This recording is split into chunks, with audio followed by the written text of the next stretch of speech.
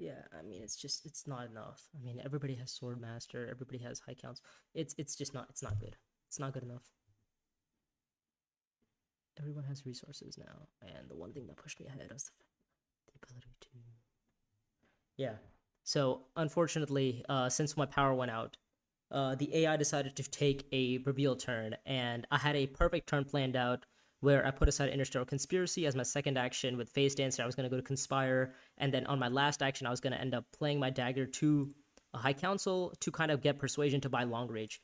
But unfortunately, the AI decided to take a reveal turn on my with 2 actions left to act, and bought Imperium Ceremony, which is also still the wrong card because there's Long Reach on the row. Um, Extremely annoying. This is super frustrating. All right. Well, we can put aside this at least. Super frustrating.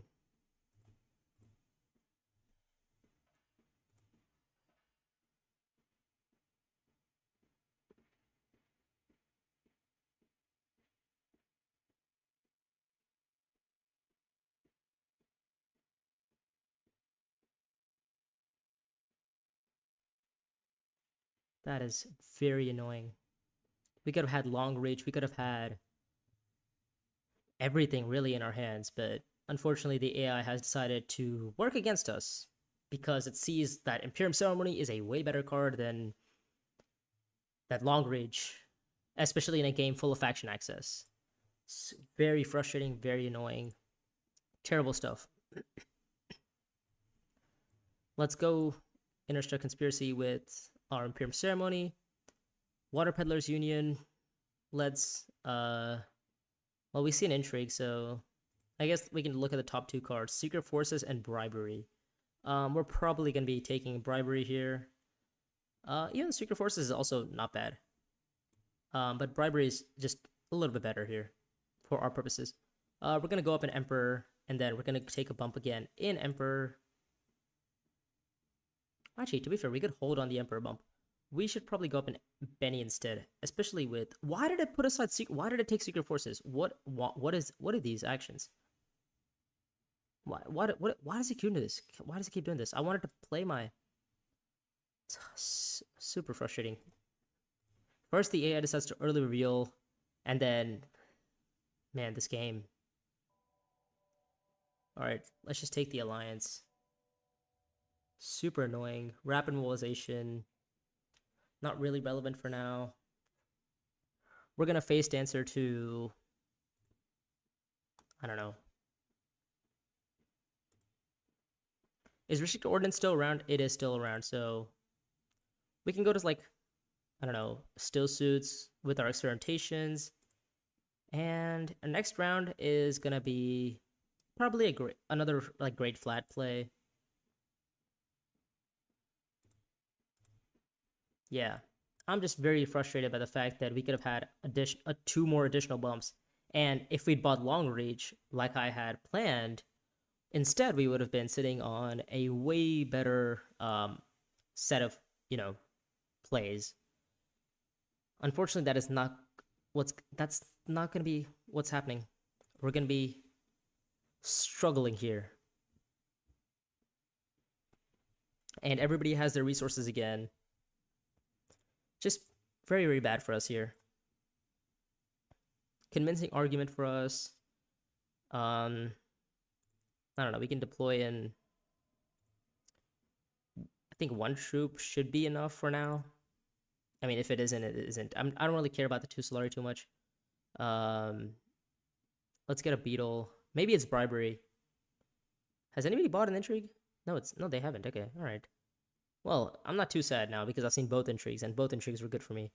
So, based on that, I think we're gonna go up in Benny.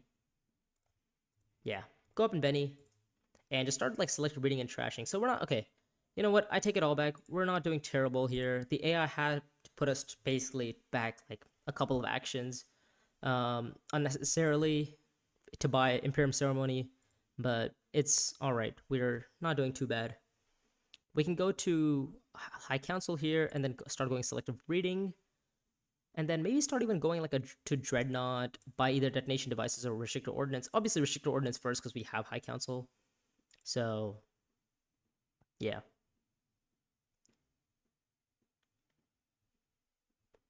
Okay. So is the stream up? Let's check. Okay. Stream is up. Hopefully it's not blurry. Man, it's just super frustrating that the AI decided to, take a reveal turn with 2 actions left to buy Imperium Ceremony. I promise you, it's not that great of a card. Like, I'd much rather prefer to have, like, gold. What's this card? Long Reach instead. That is a way more powerful card.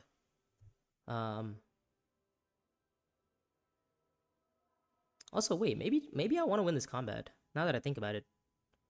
Maybe winning this combat is good. Oh, wait, do we have multiple yellows next round? We do, okay. So we can go to experimentation. We can actually play... Yeah, we can actually go to shipping next round because we actually have access. I don't usually play my games with spacing access, or not with spacing access, but I don't play my games with the ability to go to shipping. So it's definitely a newer site to see that I can go shipping. Okay.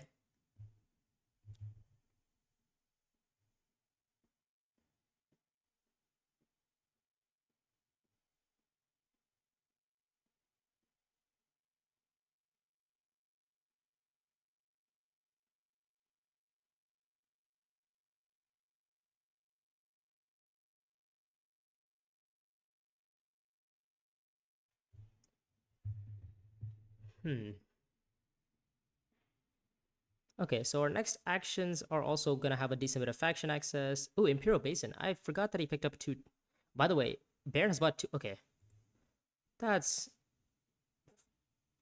very frustrating. The fact that Baron has picked up. Yeah. I mean, I guess we can go to High Council still. It is very frustrating that Baron picked up the tech that we wanted.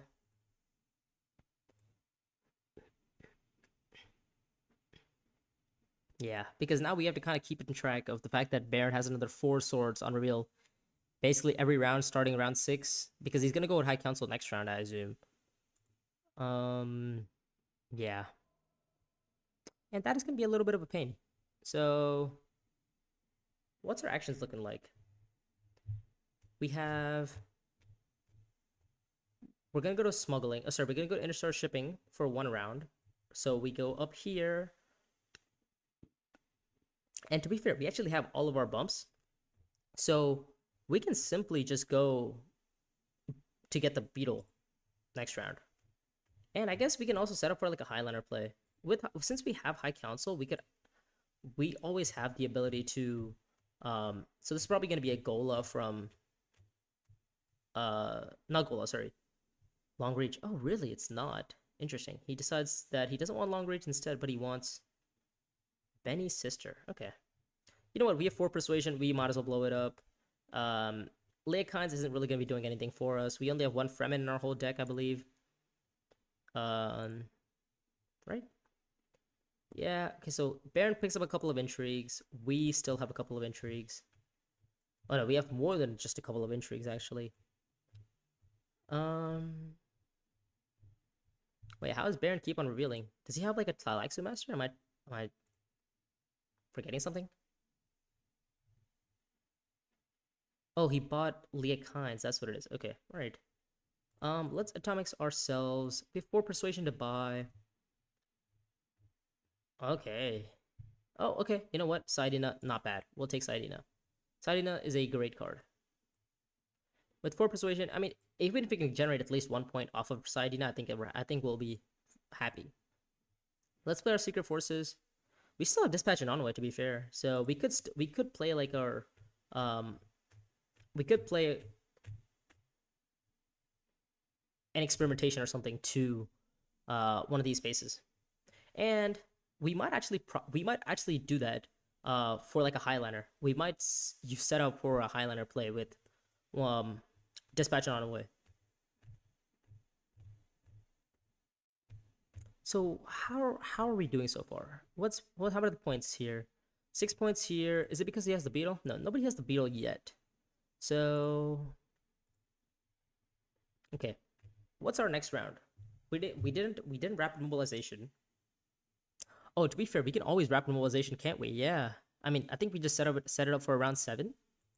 But round 5 might also be powerful because, well, we're the only ones with the garrison so far.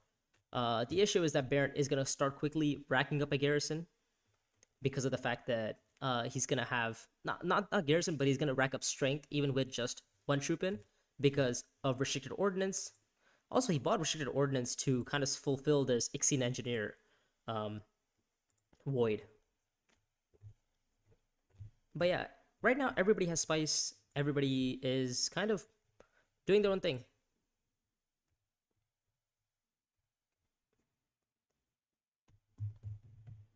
Phase dancer from Tessia.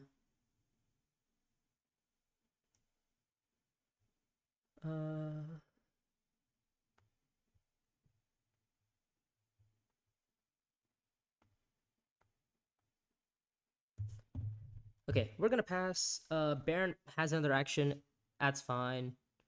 We are first to act next round, so we could pick up a Talaxu Master, but kind of we really don't want a Talaxu Master. We want to get a Spice of Slow, and I think it's possible for us to get a Spice of Slow next round. It is very possible. Oh, really? That is interesting.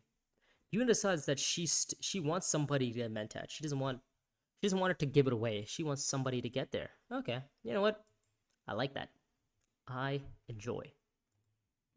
Maybe Yuna wants sword Mentat herself. Is that why? Might be. So what's the intrigue situation? 3 intrigues on basically everyone. Detonation device is still out there, so let's actually put that card aside. Let's put away detonation devices. Let's go expedition to shipping. Ship up once, ship up twice, and I guess we can go here.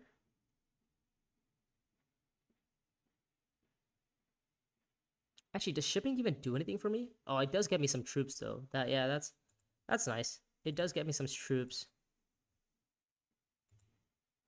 Yeah, shipping gets me troops, so that's nice.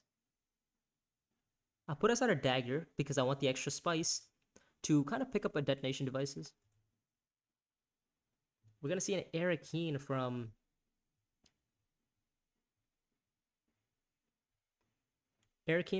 Yuna. We're probably going to be seeing a High Council research station or some sort of like formation of that. With the Baron because he kind of wants to get his beetle points and yeah. So we've played an experimentation. We still have fold space in our hand. We still have. Is that a convincing? What's left? Convincing and fold space is left in our deck.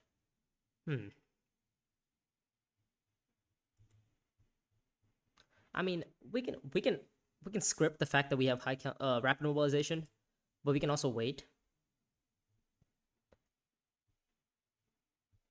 So secrets from what's her name?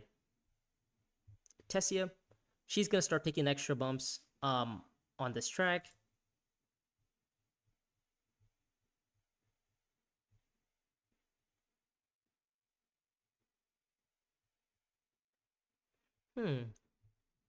So we have 7 persuasion. We have 2 water. We kind of don't want to get rid of our 2 water because we have Saidina coming up, or we might have Saidina coming up, and that's a point on the spot. We might even take Saidina to like a select breeding if we need a spice of slow. And I don't actually hate that line. But first of all, I think we're gonna start with a simple dreadnought into a detonation devices. Yeah, we lose a little bit of spice, but it's not that big of an issue.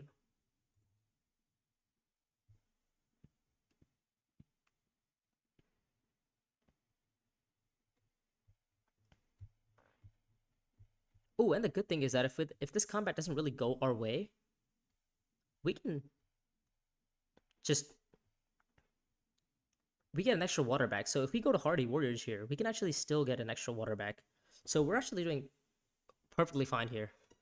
Yeah. So the AM might have set us back a little bit, but it's not too terrible.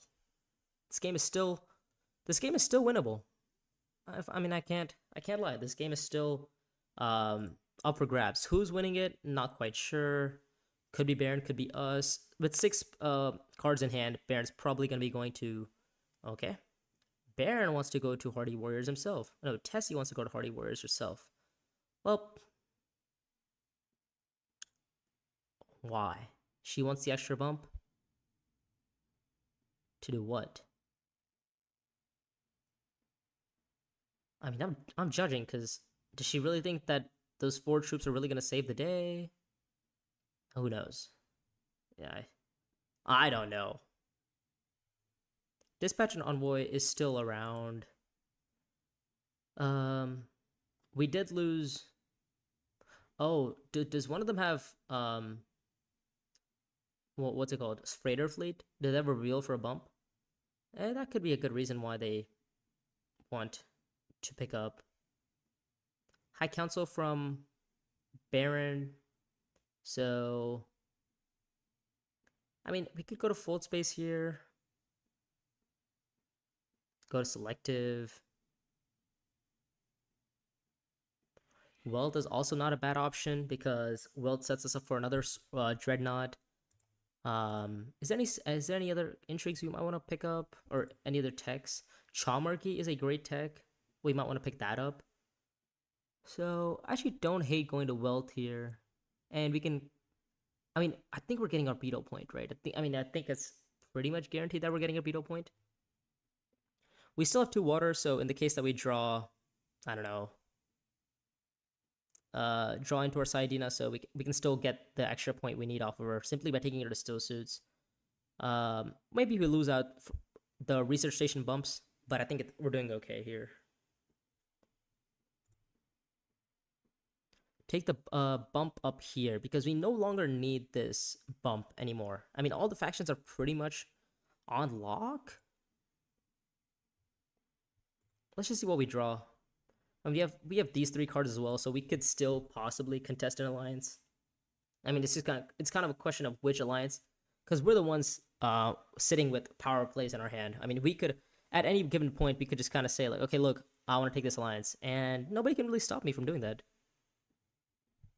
The thing is, I do have to go up a little bit on this track and kind of accelerate myself a little bit. It's not too big of an issue, but it is a small issue nevertheless. Yeah, I can let Baron have this combat. We have how much persuasion? 4, I believe. 4 persuasion to buy. Thylaxu Master is too late.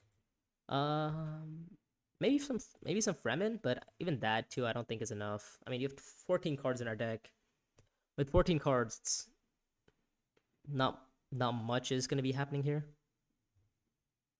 I mean, to be fair, round 7 has come around, and we're the only ones with the garrison. We're the only ones with troops, and our next round is looking pretty nice here. I mean, we deploy in all of these. We get our Dreadnought. We pick up, maybe we pick up Chaumarky. Who knows? We might pick up Chaumarky. Is there anything else we do here? I think Chaumarky is pretty standard here. So Yuna and Tessier seem to be having an alliance war here, which is great. Because whoever wins from them, it doesn't matter because we're the real winners here. We have our alliance. We are probably going to be going to go. Okay, so this is a game plan, right? We're the only ones with Dreadnoughts here. We're the only ones with detonation devices here. So that's at least 2 points next round because everybody has deployed their garrisons here. Nobody has Spice for Highliner. I mean, also the Conspirers feels pretty weak here because I already have the alliance. So what's happening here? We're gonna see rapid mobilization next round from ourselves. So we want Spice Slow next round. Obviously, we want rapid mobilization next round. So sorry, Spice Slow is gonna be 1 point. That puts us up to 6. Beetle is gonna be another point, 7. It's Benny, 8, and then these 2, and then the combat is gonna be 2 points itself, and detonation is gonna be 9, 10. So it should be at least 11. If I'm not mistaken. So I think we're in pretty good shape here for next round to end the game next round. And that's kind of like one of the few things that I really enjoy doing is making sure I have the ability to end the game on round 7 or whatever. The thing is, I mean, do we need to pick up another dreadnought here? Oh, because I guess the big issue could be is somebody what's the entry called where you make everybody reshoot a dreadnought? Blast cannons, I think, or laser gun. Sorry, blast cannons. I think. What is it called? I don't know what it is, but it makes everybody retreat a dreadnought. So it would be a slight issue for us if they make us retreat the dreadnought, because then we no longer get another point from detonation devices. So yeah, there's that. So what's the issues that we're having here? The only issue that we're kind of facing is the fact that if the next combat is Grand Vision, that's a pretty big issue. We want to see any of the flag combats, or we want to see economic supremacy. I'm fine with economic supremacy as well, because we have the 4 spice for it, or we have 3 spice right now, and assuming we just put aside a card that has 1 access on it, that's 4 spice. Should be good enough for us.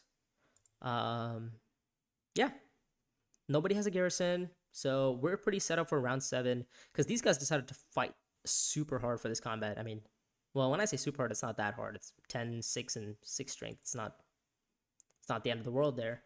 The thing is, these guys are going to be coming in with a lot of additional strength. I mean, with the intrigue cards, 4 intrigue cards here, 3 intrigue cards here, no 3 intrigue cards here. I have 2 intrigue cards myself.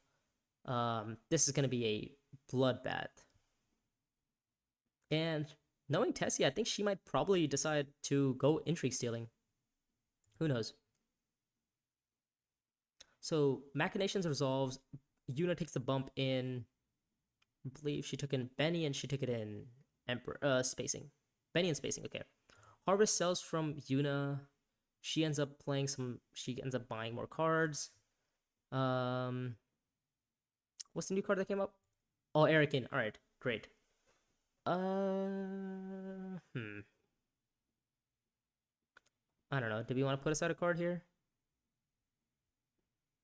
I guess we can put aside our recon for research station purposes, basically. And the thing is, if we draw into our Sidene or something, it's not terrible. Who has water? Oh, a lot of people have water, actually. Ooh, okay. Maybe putting aside the reconnaissance was a bad idea. Should have really thought about that one before I played the action.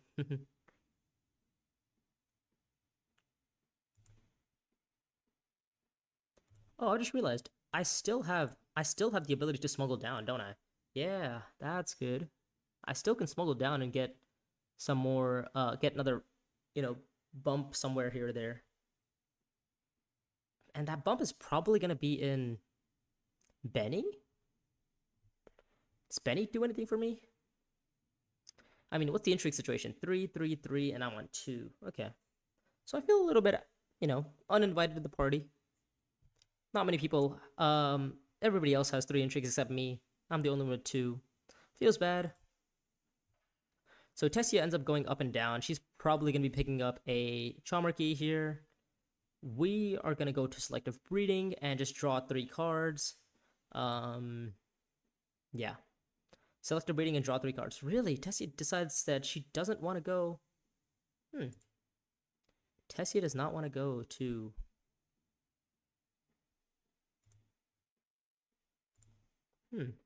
Okay. So, do we value research station here first? Maybe we do. Maybe going to research station first is better. Troop transfers from Helena. Oh, sorry, from Tessia.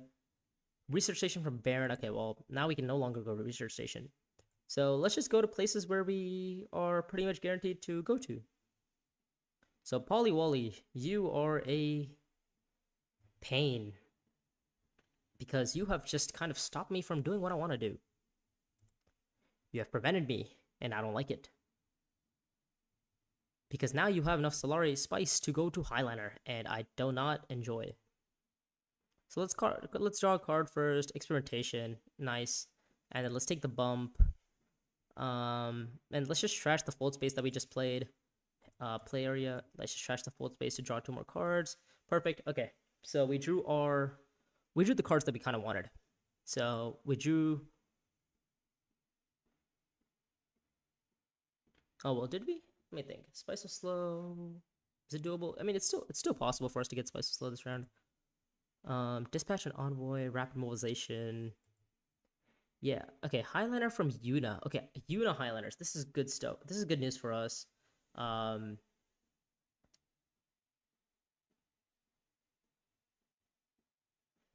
Okay. So what's the Mentat situation? Because we could actually go pick up Mentat on our own.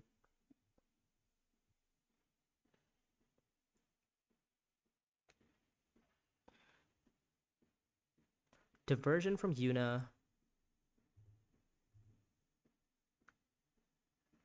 Arakeen from Tessia. They seem to kind of be deploying into this combat.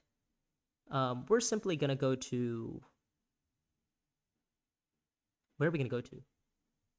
That's a good question. Where are we gonna go to? Okay, Mentat is gone. That's fine.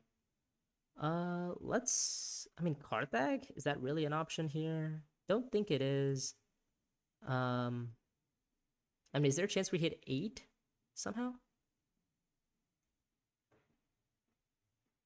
Yeah, I don't think there is. So let's just go to smuggling. Let's decline the graft ability. Let's recall. Take the bump. Take the spice first.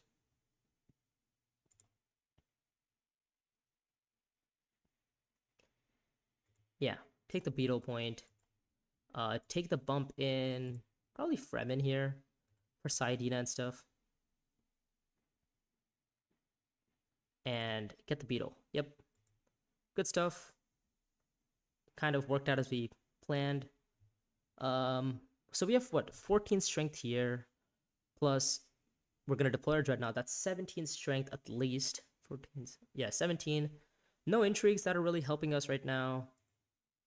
Research station from Yuna. Does Tessie have a way to infiltrate into like a Highliner here? Don't think she does.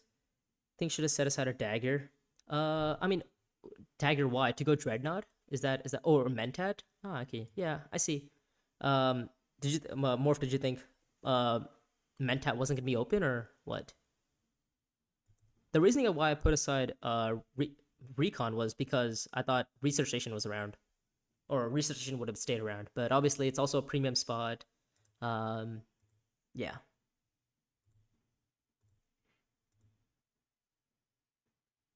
So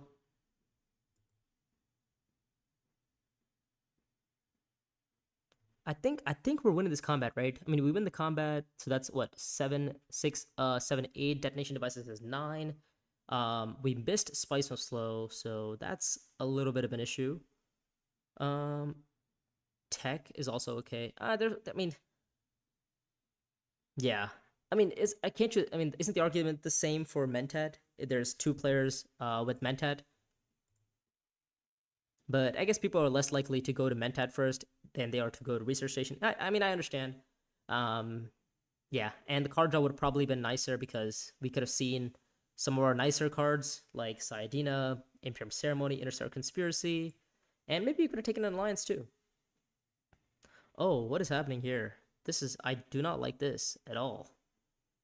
We see Tessia going in this combat. Tessia's going in this combat, 18 strength.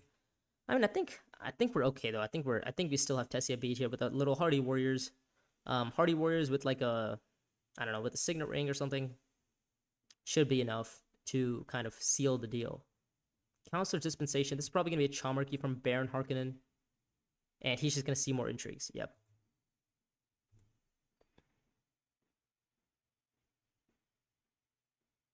Yeah.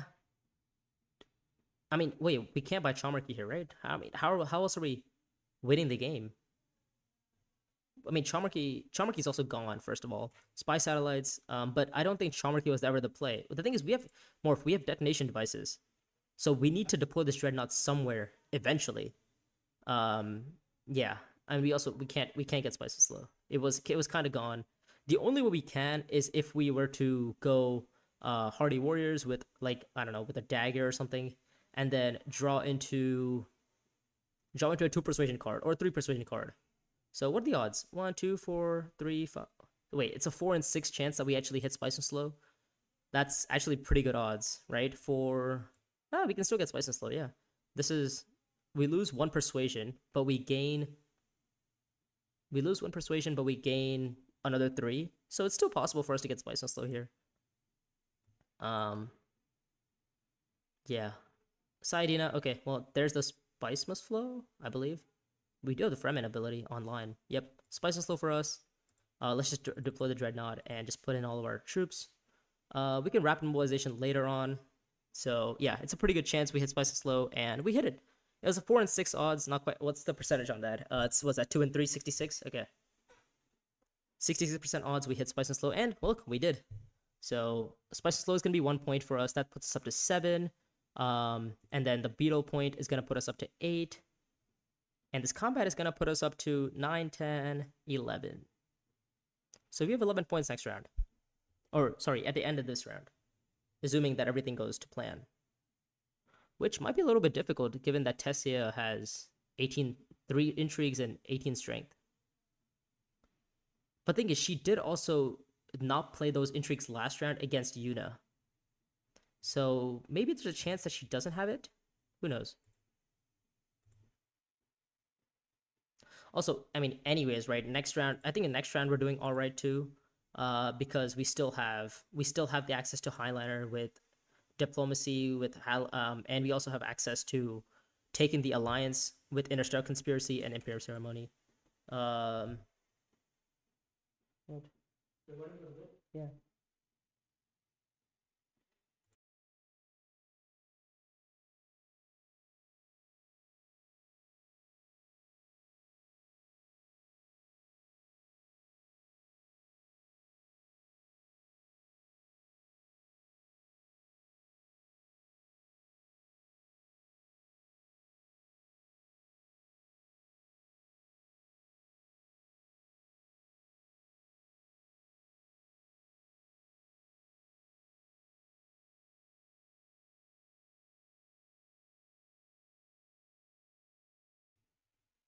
Right?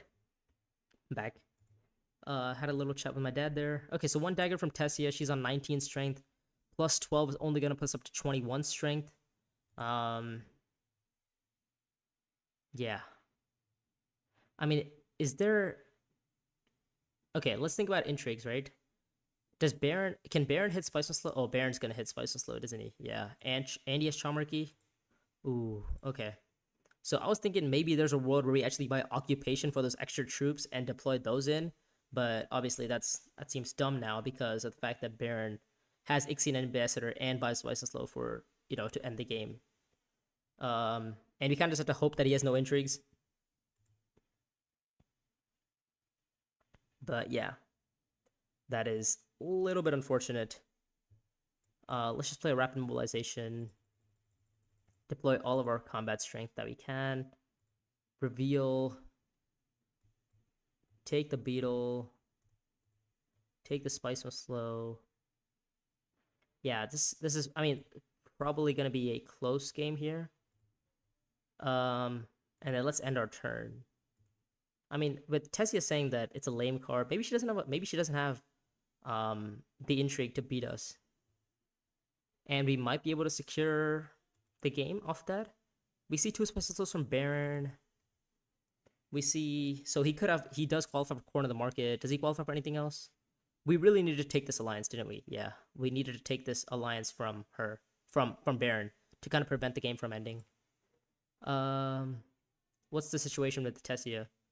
Does she have any endgames? Does she have any cards? Pass. Oh, wow. Okay, so we actually ended up. Yeah. If we buy Occupation, we lose Charmarchy. That was kind of the issue, because I saw him deploy. I saw him end on 10. So I think that, I mean, obviously we lose Charmarchy anyway, but this is at least gonna make it closer between, first and second. So plans is on Tessia. We just need Corner of the Market, the one intrigue, man. The one intrigue that Baron, unfortunately, yeah. Because of that, I think we lose on, yeah. 11 was never enough. We needed to go to 12. Yeah. Well, I mean, no worries. We can rock and roll again. We got one more star for that. Yeah, more. It wasn't a great game. Actually, in the middle, my Wi-Fi went out, so it my what's it called? My AI decided to take over, and um, it early revealed with two actions left. I was playing Elisa, and it early reveals with two actions left and decides to buy Imperium Ceremony instead of Long Reach. And I already have both Interstellar Conspiracy and um, Face Dancer in my hand. And it was like the worst thing ever because that same round I had put aside Interstellar Conspiracy and I was gonna play Interstellar Conspiracy with my um with what's it called? What's the card called? Phase Dancer, and go take the Emperor Alliance to go to High Council, and next round buy Restricted Ordnance to then also, and with that play, I would have been able to contest Baron's Alliance. I mean, in hindsight, I would have still lost because he goes down 1 point, I go up 1 point. Um, oh, actually, wait, no, I would have won if I take his alliance. If I take his Fremen Alliance, I win. Okay, so yeah, that was a misplay. Well, obviously it was a misplay. I mean, nobody should reveal early with two actions left. Anyways, we'll be back in like 12 minutes. Unfortunate set of events.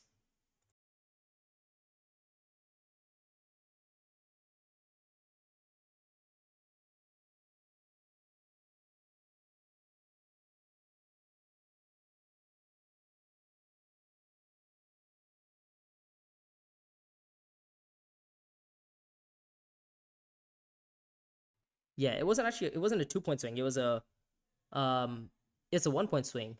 Oh no way. Yeah, it is a 2 point because I actually he loses the alliance, I gain the alliance. Yeah, you're right. Yeah. I would have had the Emperor Alliance much earlier than I thought, than I should have. And based on that I could have actually contested for the um Fremen Alliance as well. Because Baron should not have gotten away with how much he did. Yeah, it is unfortunate. Also, Baron having corner the market, which is like the one intrigue that gets him like an additional 2 points or whatever. To be fair, he did qualify for machine culture still. Ixion Ambassador. I mean, he played that well. Don't get me wrong. Like, fair dues to Baron, he played it well. It's just I think that game should have been ours, based on our start. I mean, Face Dancer on round two with with Interstellar Conspiracy. That is kind of like a start. It's basically a power play on spacing on spacing Emperor and Fremen. So in no world should I ever be losing the Fremen Alliance if I wanted to go for it. But yeah, unfortunate. We did. I mean, our plan was to hit 11 this round, and we got to 11. It was just we couldn't end on 12. You know what's crazy? I wondered which one of so Baron actually bought Chalmarchy and spent a Solari for an intrigue this round. I wonder which one of those intrigues was the. I wonder if the intrigue he got where he the sorry. I wonder if the intrigues he got from Chalmarchy, if one of them was secured or Spice Muslo or corner of the market. Yeah. That would have really kind of rubbed salt in my wound, salt in the wounds. Yeah. Anyways, we'll be back in like 10 minutes and then we'll continue for like another game. Hopefully these games are a little bit quicker. Yeah, with my Wi-Fi being down, I know the AI decided to take over a couple of times, so hopefully these games are a little bit quicker and we can play a couple more times. I think hopefully by the end of like I don't know is it right now? It's July 3rd, or at least July 3rd has just started. Hopefully by the end of July 5th or 6th, 5th probably, I should be in Masters. How many intrigues did he end with? He ended up on 3 intrigues. And yeah, he ended up on 3 intrigues. Um, that last with that last action. So I mean, the thing is, he was also holding, I think, 2 intrigues already. So he was holding, I think, 1 intrigue or 2 intrigues, and then he decided to go to Chalmarchy, buy it, and then get a couple more intrigues. So I mean, if he's been hatch corner of the market, I mean, fair play, but also him having exactly two Spice and slows too. The fact that nobody else had enough, is just crazy. Because he also not only did he get Chalmarchy, he also not Chalmarchy, sorry. Not only did he get corner of the market, he also ended up getting um, tiebreaker. Yeah. So he drew. I know he definitely drew either one or both from that like one turn where he saw three intrigues, and yeah, it really just it's just kind of like a crazy top deck. Um, we really needed to take Baron's Alliance. That was kind of it. Um, yeah, because if we don't take Baron's Alliance, we don't ever come close. It is a little bit of a unfortunate set of events that Tessia and Yuna were the ones fighting each other on the Benny Alliance and whatever, because the threat was obviously Baron. He had shipping on round two. He ended up winning the round two combat. Um, I forgot what the round two combat was. Oh no, sorry, he didn't even win the round two combat. I won the round two combat with second wave. So yeah, I tried to slow him down as much as I could, but again, it wasn't enough. And it's just the power of Baron himself, right? He just has a lot of outs pretty early. Um, it's like Staban when you're playing freaking what is it? When you're playing Bloodlines, he just feels like it doesn't matter what you do, Staban just kind of gets away with it. I mean, Morph, I'm also in silver, so like I've been playing leaders that aren't like the most optimal. Like I think I've played what 4 games total in this ranked season. I've played one Memnon, one Romber, sorry, 2 Memnons, one Romber, and one Elisa. So yeah, I'm literally just playing around to have fun. Until we start getting into like that gold and platinum area when we kind of when that's really when it's gonna be like, okay, look, maybe I want to start winning, or at least maybe I want to try to actually win. Right now, I kind of just like play fun leaders. Actually, you're the one who actually knows me, so you know that I love to play a lot of other random leaders, like even in Bloodlines. I love a good little Lady Jessica game. Um, Obviously, Mahayam, Chani, those are kind of my favorite leaders. D tier for Dino's tier. It's kind of what I like to say. Um, but I'm gonna get water and I will be back. So it's currently what 12:48. Should be back in like 5 minutes.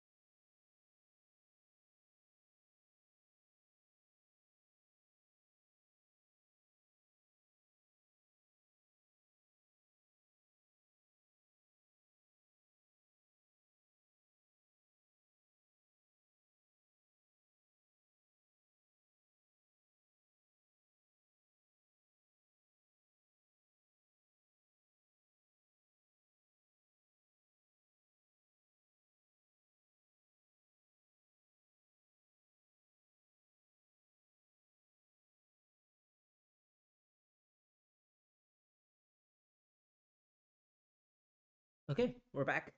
We got some water, and all right. Morphe's still around. Who else is around? We got three big numbers.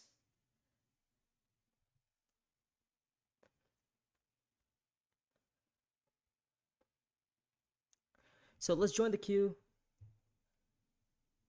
Uh, yeah, let's join the queue. I mean, I guess Morph. Oh, Morph, are you playing on your own game? I assume. Oh, you can never have too much Dune. It seems. Yeah, you seem to be playing your own little Dune game on the side. Wonder if they're spectators.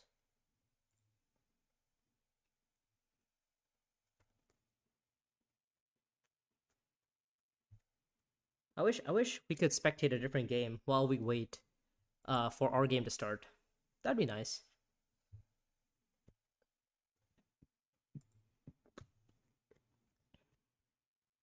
But anyways, oops. Card shuffling ASMR. You guys ready? Oh shit. Okay. Oops. Whoa! I did it. The bridge. Card shuffling ASMR.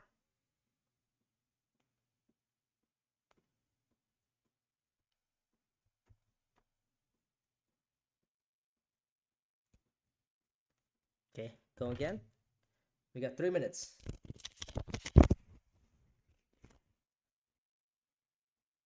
Oh, you know what? I should cut some decoration in my stream, so that I can kind of like give myself a little bit more credibility. That I've done these things for the Dune community, or like this is what I've done. That'd be nice. Um, let's see who else is around. Uh, Shay's offline. No, can't even play with Shay, my best friend, at the stream. So let's have a look. We got 2 minutes. See what's happening around.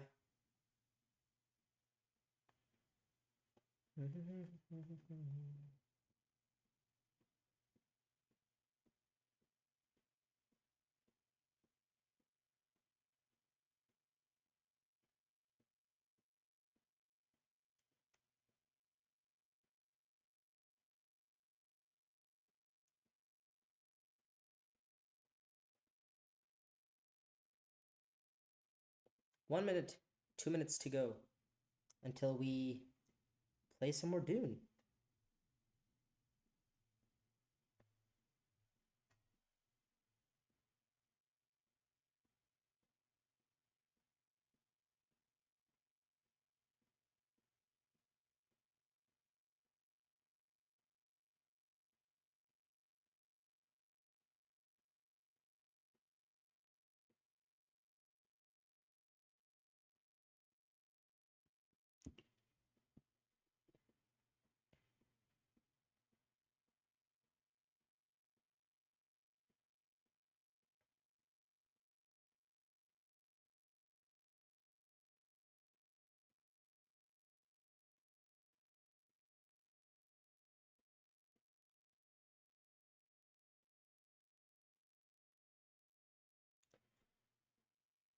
One minute to go until our next game starts. We really want to. Hopefully, by the like 3 a.m., we'll at least be at gold. All we have to do is just win their next 2 games in a row, and That's possible. Very possible. And tomorrow, hopefully tomorrow I can get like 4 games in, and I think the path from gold to plat is, I think, 5 stars. So I also need like another. That's another 3 games that I need to play. So hopefully I should be up. Hopefully try to get to plat tomorrow.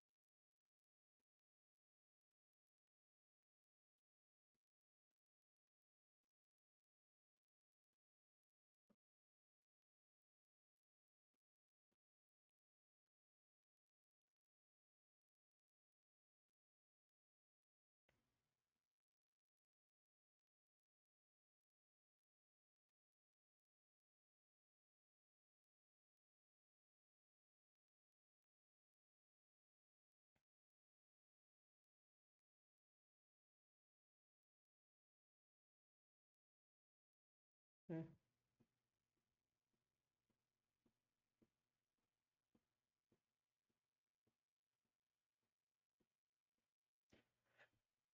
Okay, game is starting soon. Let's see what it's like.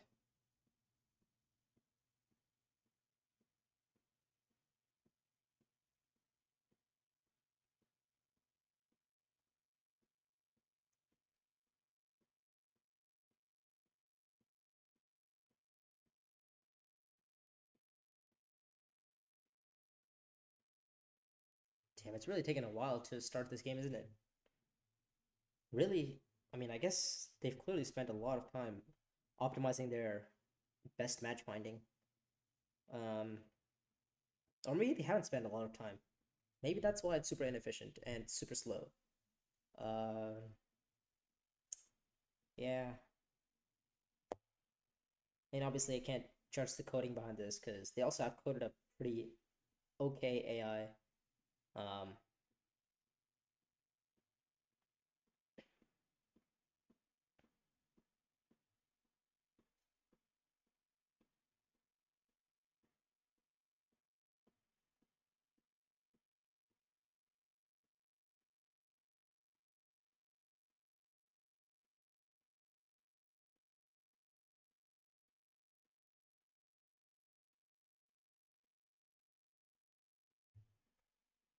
Dang, this game is really taking a while to load. God.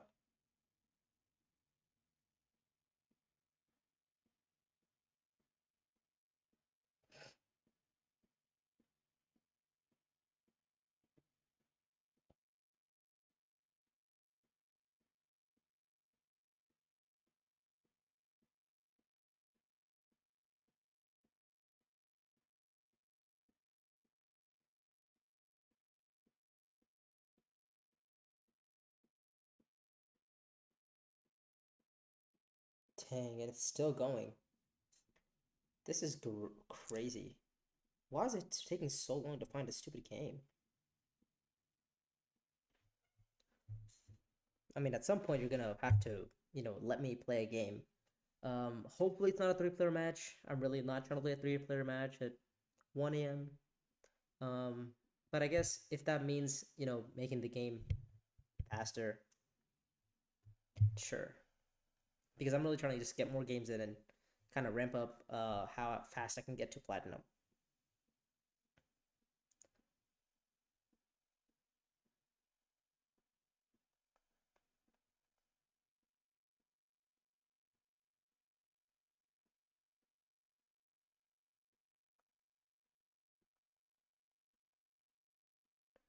Searching for best match still. Oh my god. This is gonna be a sad, well, not sad, but it's gonna take a while, it seems.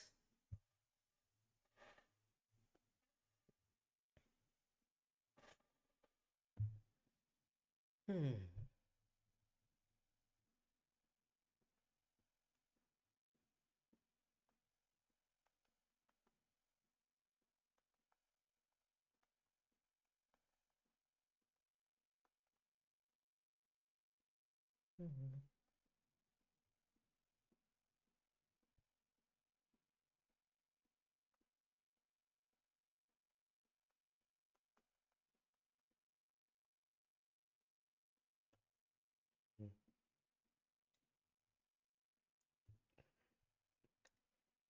No,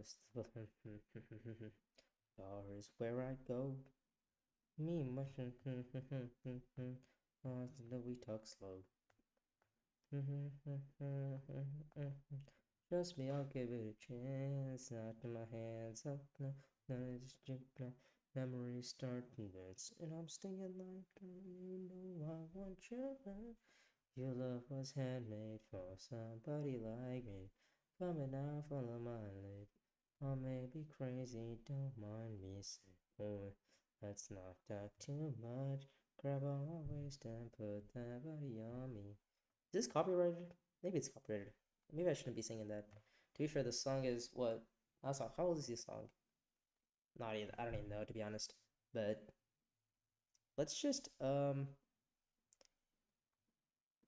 Is this game ever gonna start, man? Like, what's happening? Why is it taking so long to find one match?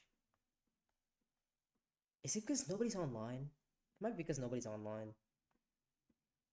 You might be trying to just like try to find at least some sort of player who's kind of playing the game online right now. Maybe that's why. Huh.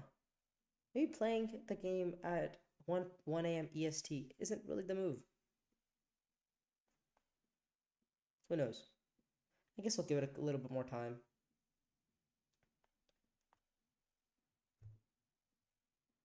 Yeah. I forget these games aren't like Bloodlines where you can just kind of queue up and sit and wait. Um,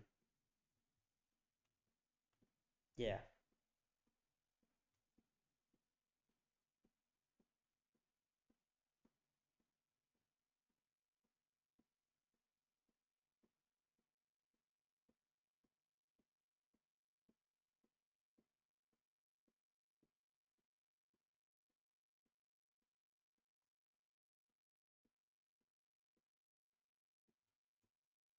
Hmm.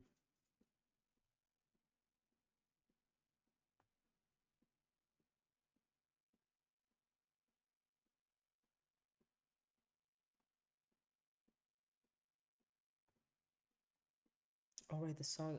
I forgot what the song. I remember what the song's called. It's called "Shape of You" by Ed Sheeran. That's what it is. Okay. Yeah. Ooh. Still waiting to start the match. Hopefully we find a game soon because I want to play at least one more game before we kind of, you know, before I go off to bed. Um, let's see.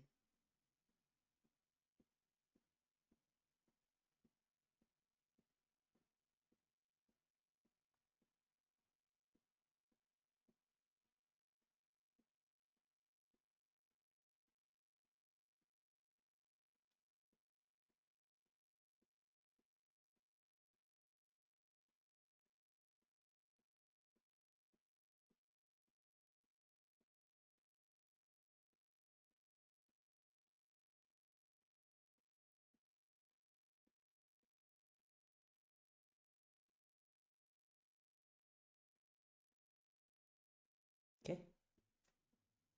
Still waiting around. I mean, at what point do we call it quits? I'm really trying to play some Dune.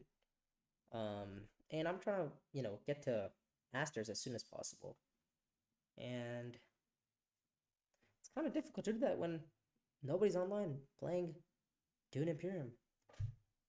I mean, part of the issue is the fact that it is behind a paywall, two paywalls. Not only do you need the Rise of Aches, but you also need Immortality.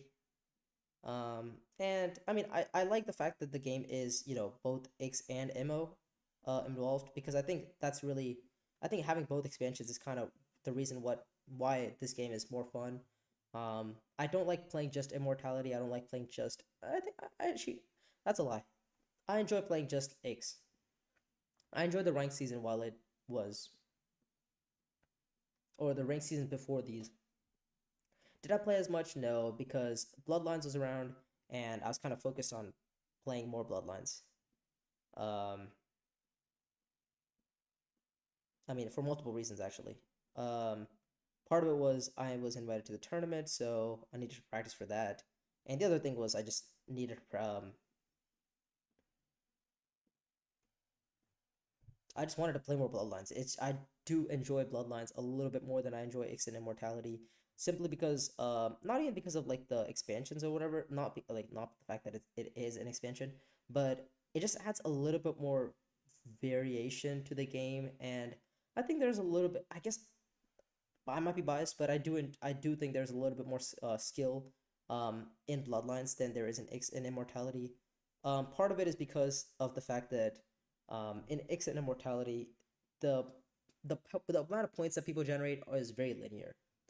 But in Bloodlines, the amount of points that people generate can be like exponential. Like I know sometimes I've had games where I haven't I've only gotten what like maybe 2 or 3 points by the start of like round 7, but then at the end of round 7 I'm sitting on like 11. You rarely see that in Extend Immortality. More often than not, you kind of see like a gradual progression. Like, okay, look, this player is gonna hit. This player is gonna hit like 2 points at the start of round two.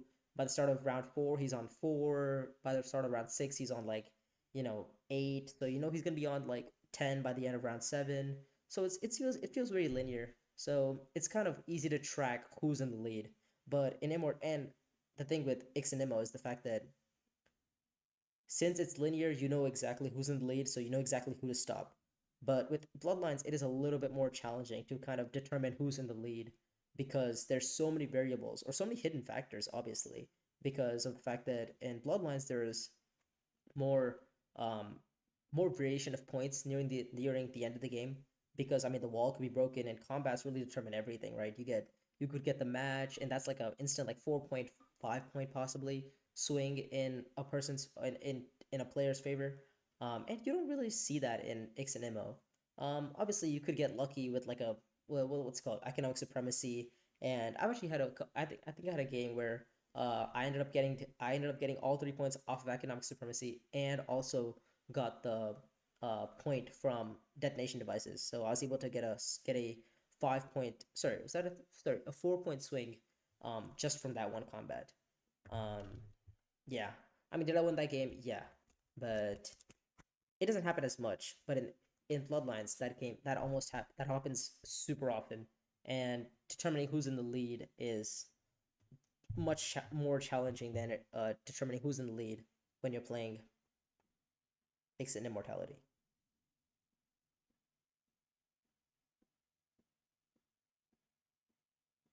Hmm. Well, I mean, maybe it's time for me to start a Bloodlines game. All right. See what's happening. There's a couple of people playing some Bloodlines. Might have to hop in.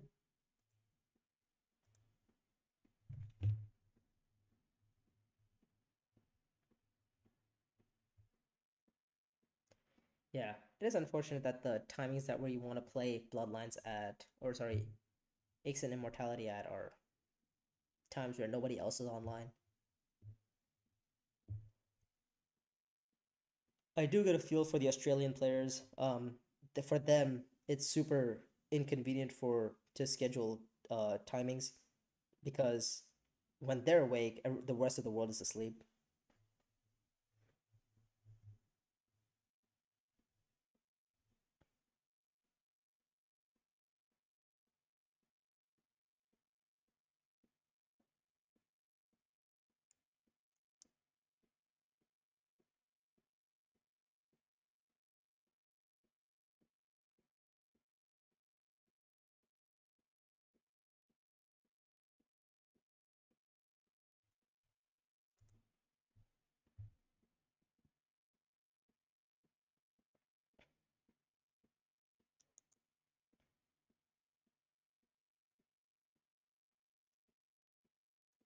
I mean, at this point, just match me up with like three AIs.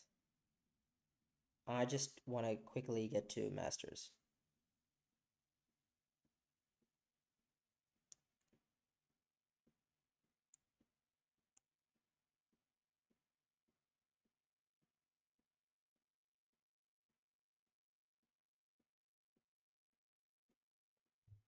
All right, let's see what the Bloodlines community is saying.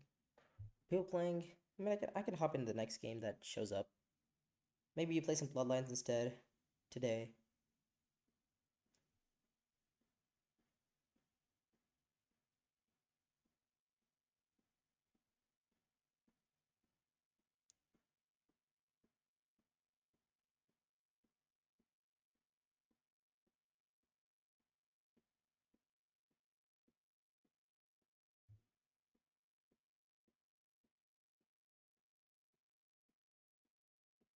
Still waiting to start the next game.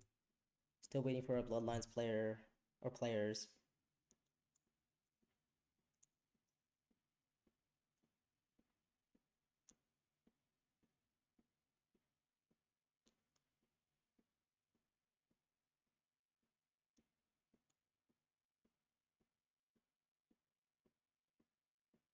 Yep, unfortunate that nobody's online.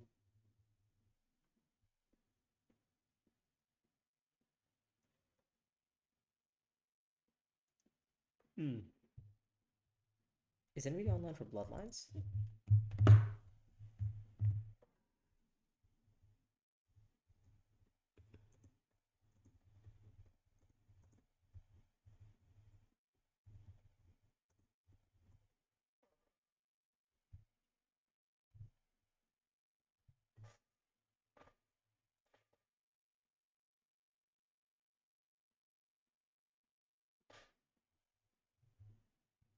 Yeah, it seems that it's taking a while to start this um X and Immo game.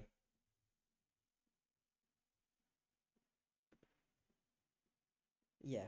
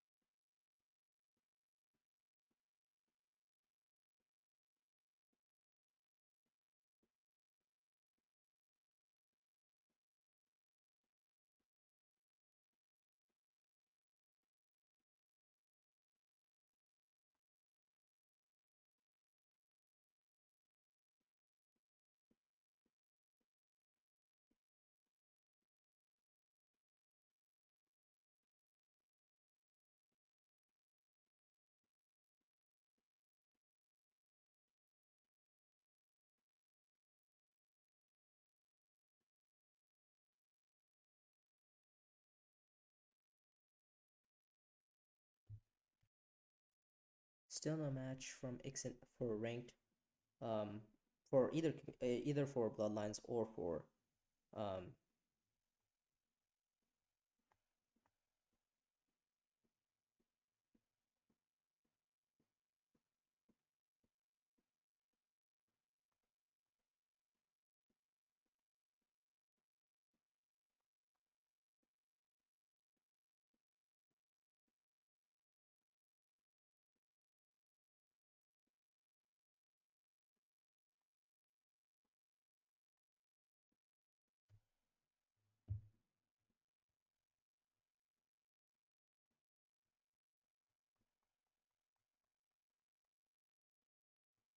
yeah, we might have a Bloodlines game instead. Um but it's still ranked. So we might shift the game to Bloodlines.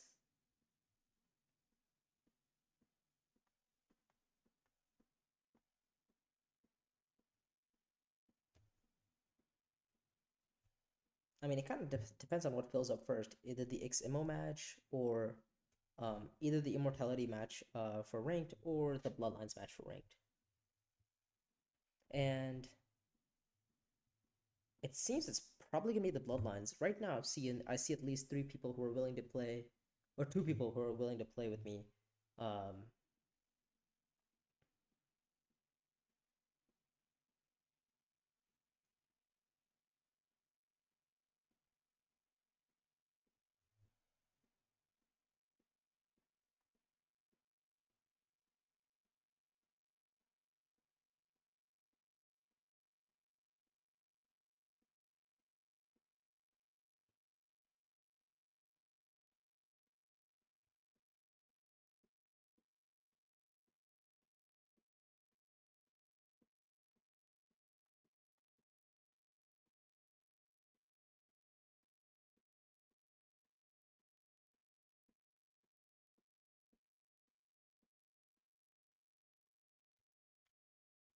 what's the update? Nope, no update on X and MO. And Bloodlines, there's still 2 people. We still need one more to look to have a full game.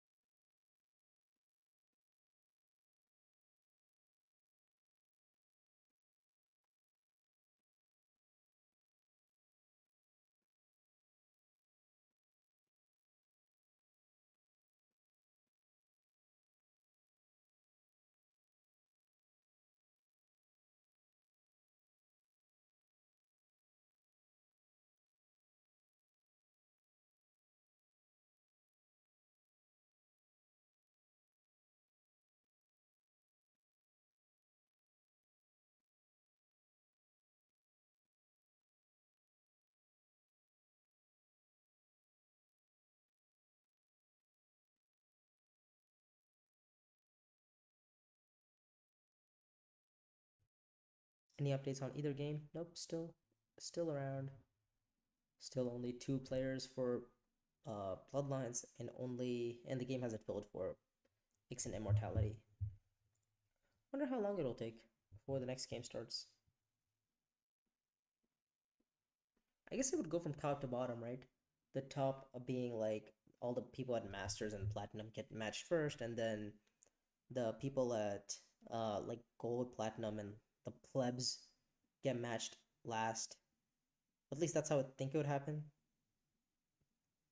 Assuming that they value their more active players, and I mean, if you're more active, you should technically be rewarded with a faster match than people who aren't as active. So I would assume that um, people who play people who play more are probably gonna be in Masters anyways. Um,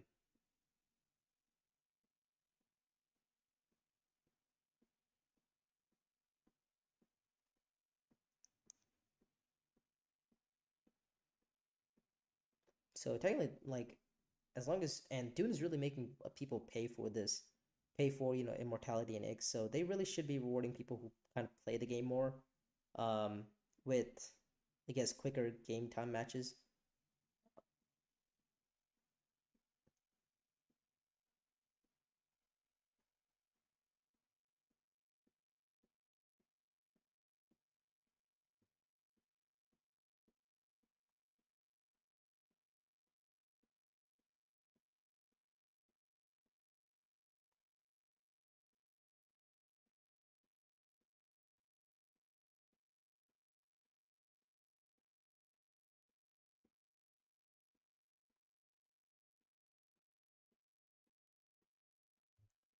Hmm. Okay. Oh, so we have 4 people for Bloodlines. Let's. I guess we're gonna start streaming Bloodlines then. So let's cancel for Ix and Immortality. Um,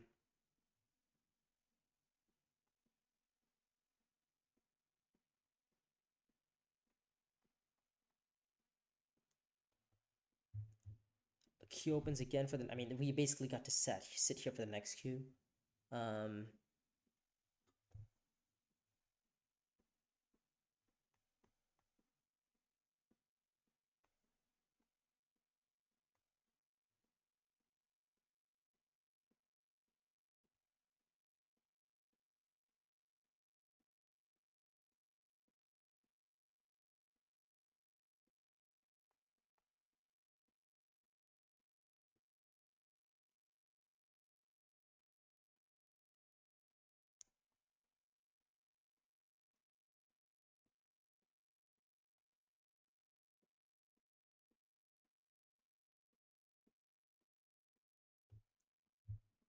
all right. So the Immortality. Sorry, not Immortality.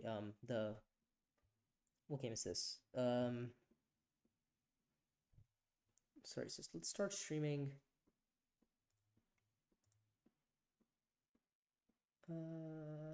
Oh right, Tabletop Simulator. That's what it is. Gotta open up Tabletop Simulator. Um, and let's create a lobby.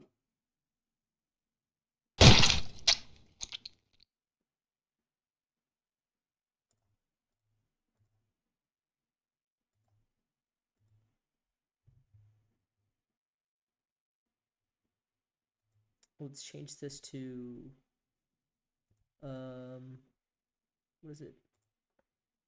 New game. Yeah. And let's make this one. Oh, sorry. Let's make this Tabletop Simulator. And I think we're good. So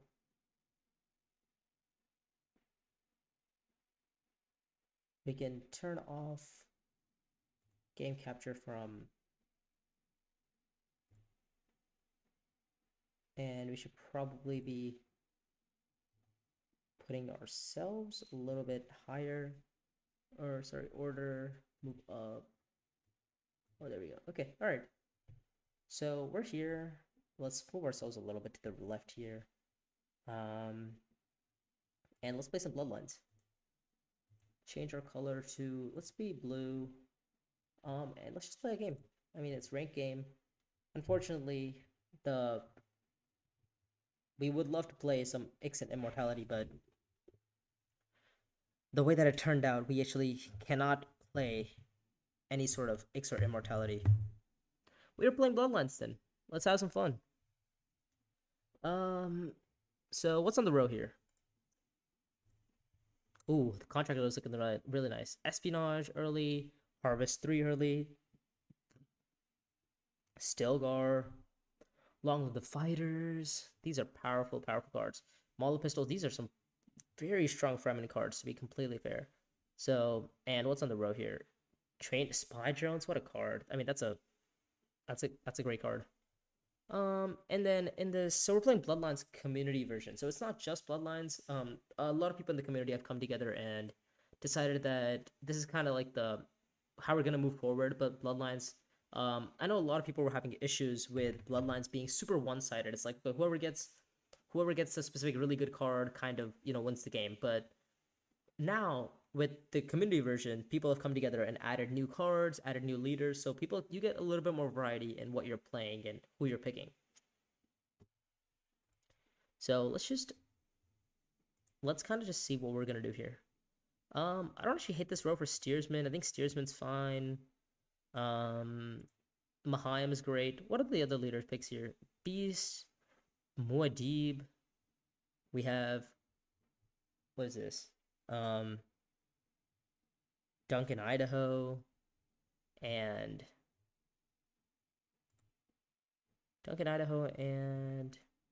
who else is in here?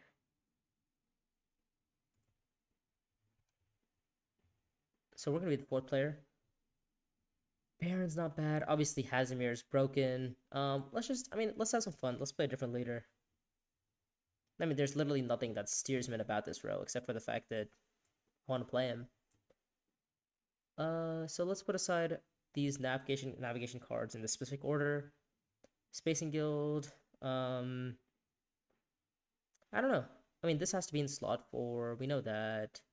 This is probably gonna be in slot 3, and this is gonna be a slot 2. So these are the cards in this order. So we have navigation slot 1, navigation slot 2, navigation slot 3, and this is slot 4. And that's right. That should be good. Let's end our turn and let the game begin.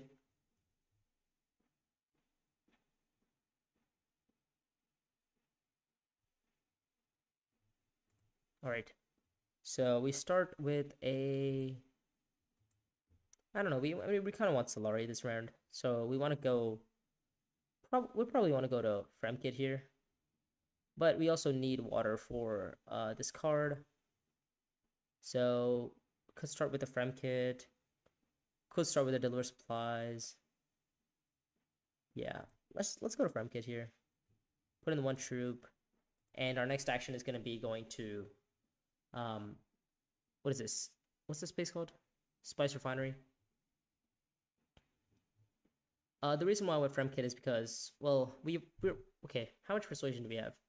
1, 2, 3, 4. We have 4, and with both of our taggers, we're probably just gonna be picking up a Molo pistol here. So the one thing is, what we don't want to do is, so if green passes his turn, we are in trouble. Don't pass your turn yet. Okay. Yeah, as I thought so. Okay, luckily we didn't see what cards are in yellow's hands. Oh, okay. Hold up. Side note, the game has just started. So we actually got,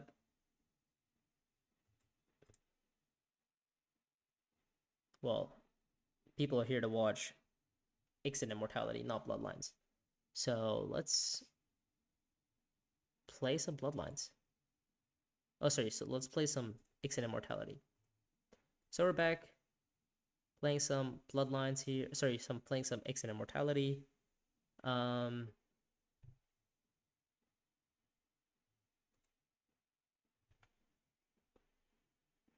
Nazgul Online. This game of what is this? Lord of the Rings reference? Oh right, it's our turn. Okay. So we have Corinna Jeans. That's nice. In third position, we're never seeing Corinna Jeans. Wind Traps. Mimic Film. Shifting Allegiances. Gunthopter. I don't know. Is this game really calling out to us? What is this game saying? This game is saying... This game's not really saying much, so I think we're gonna pick Ariana here because we don't know what this game's telling us. And Ariana is a leader to, um,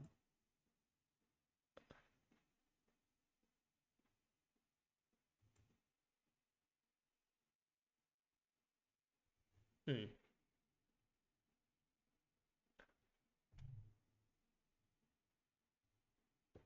So we pick Ariana in third position. Um,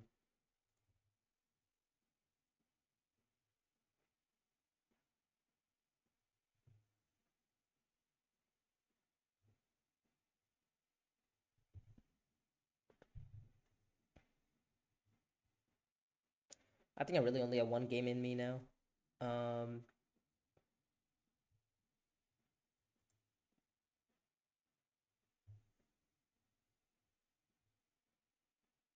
so we see a Tessia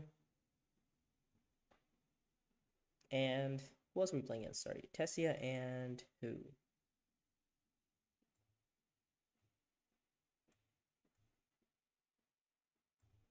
Tessia and Hundra. Okay, so typical leaders here.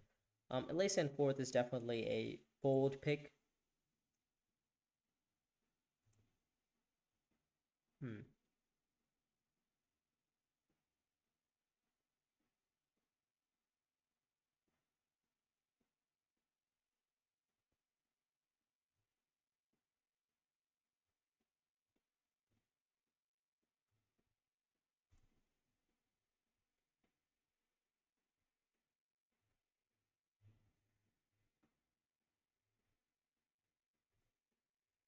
So for starting hand isn't looking that. What is these like round one tech negotiation plays? I don't get it. What is he? What do you want? I don't. Am I missing something? Is this a new meta? Round one tech negotiation. I mean, I've seen Hundra do it. I saw a couple of. I mean, a couple of games ago, Elbon did it. Um, yeah, it was just super interesting, and I was just not really ready for that sort of gameplay. Um, so we have both of our accesses, so let's kind of just play them. Let's go to wealth. And then our second action is probably going to be, I don't know, could be multiple things here. Um,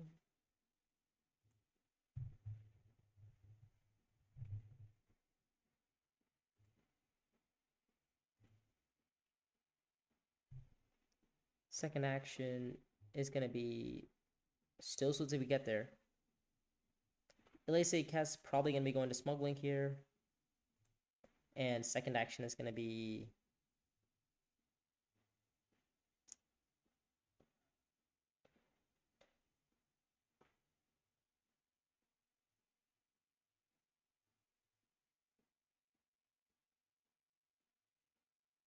Is Elise Cast lagging?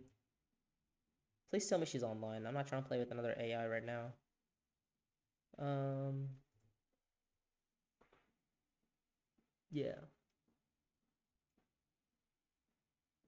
Would be mildly unfortunate if I start playing with another AI.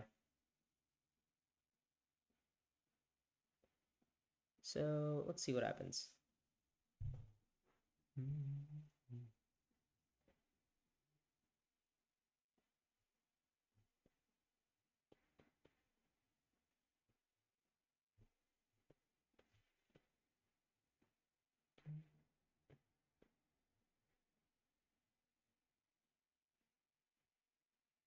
So it's our turn, and we got still suits back to us.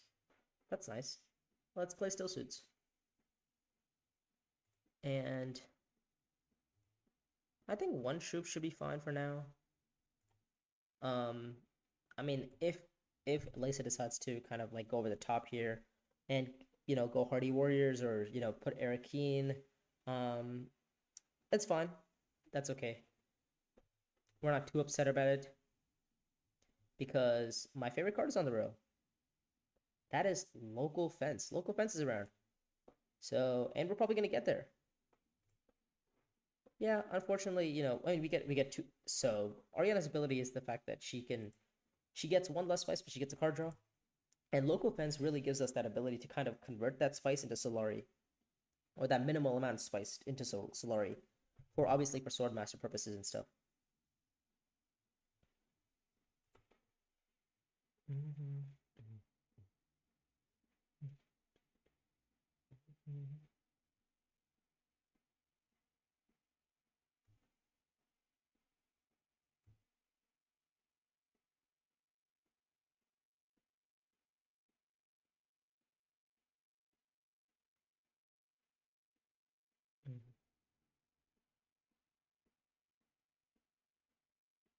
Hmm.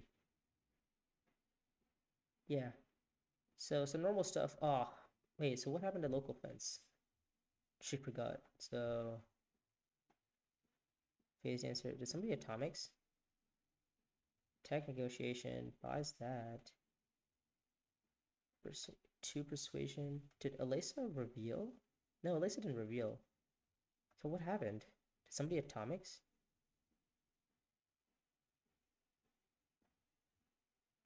Huh. Oh no, a local fence is still there. I'm saved. Local fence is still around.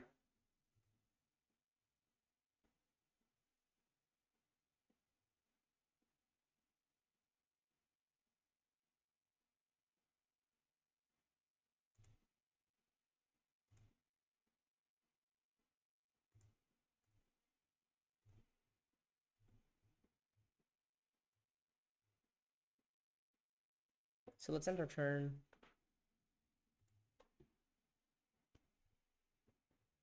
Unfortunately, we don't get anything for this combat, but I think that's okay because we made everybody else deploy, and we're the only ones with troops left. So we saw shifting allegiances from what's her name? Shifting allegiances from an Imperial Spy from Hundro. We see a Face Dancer Initiate and Corino Genes from Tessia. Pretty good cards, pretty good combination there. Yeah. Good combination for everybody. Like, in general, it's a good combination for everybody.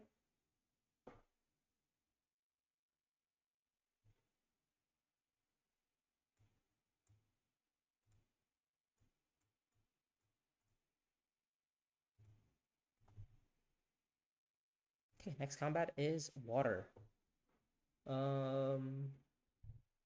Well, we do have two Solari. Maybe there's a world where we go Mentat here. I don't know. We kind of want to get we want to kind of get Swordmaster money, right? With how are we gonna get Swordmaster money? Lose a troop, he instantly goes to like 3 on, is that 3 on fold space? Damn, okay. So, yep. Um,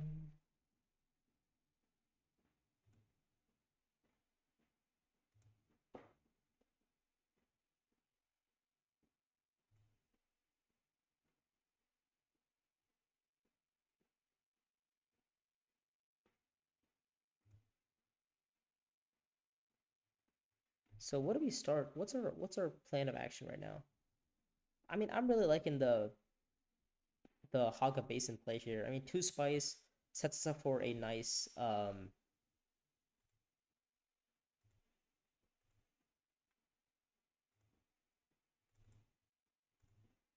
sets us up for a nice local fence round. Uh, so that's nice. We can put in 2 troops here. We might even go to Swordmaster. Sorry, not Swordmaster. Um, Hardy Warriors, Mentat, Mentat for the extra water, and then go Hardy Warriors.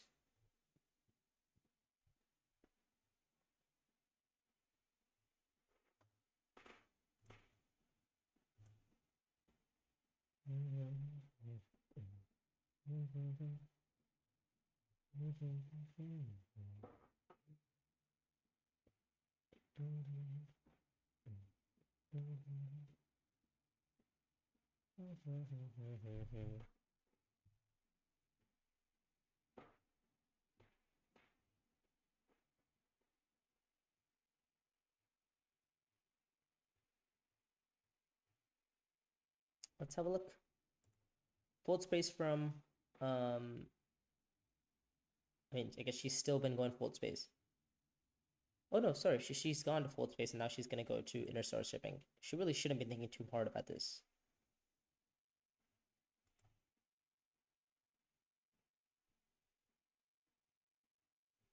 Um,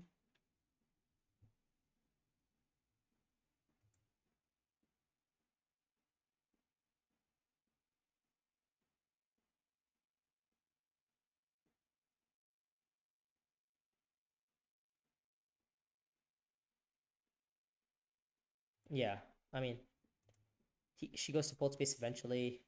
Do we go to Mentat here? I mean, we see Swordmaster next round from Tessia. We're in third position, so we are really, if we don't get Swordmaster next round, we're never seeing Swordmaster. So going to what's it called? Mentat isn't a terrible idea. Dagger, okay, great. We're gonna just draw more cards to see what persuasion stuff we're gonna do, or what we'll get.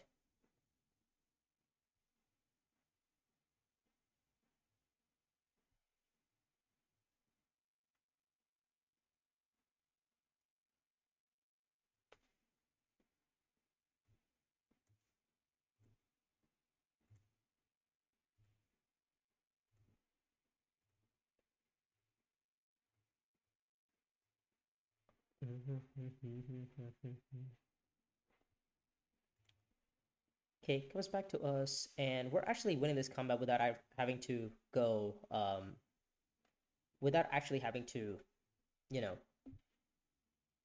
focus on what everybody else is doing. I mean, Hunjo has an intrigue, but we're also on 6 strength. On what odds he has enough persuasion there. So let's just go to wealth here. I mean, we get our Solari back, we get our water back from taking. Since we took Mentat, we want to kind of regenerate our water. And next round, we're going to be seeing my beautiful local fence. And we're going to be playing from there.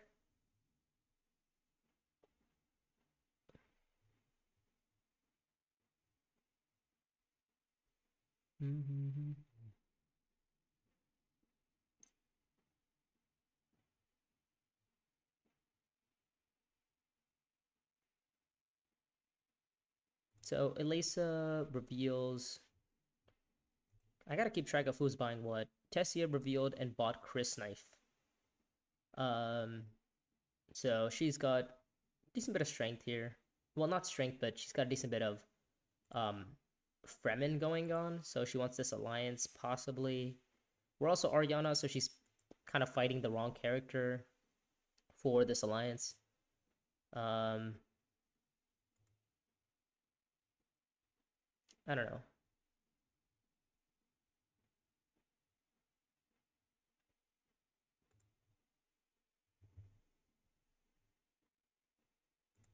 So 100 reels for 2 persuasion and buys. Probably a liaison here. Subject X is also a good card. What's our experimentation looking like? We have 1 experimentation in 2 rounds. Fine. Hey, Contaminator shows up. That's nice. Good for us. More water, more Fremen access. Beetle bumps too. Contaminator is a great card.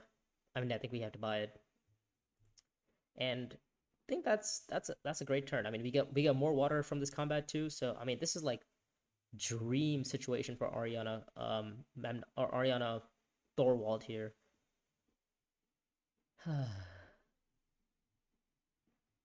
Okay, let's.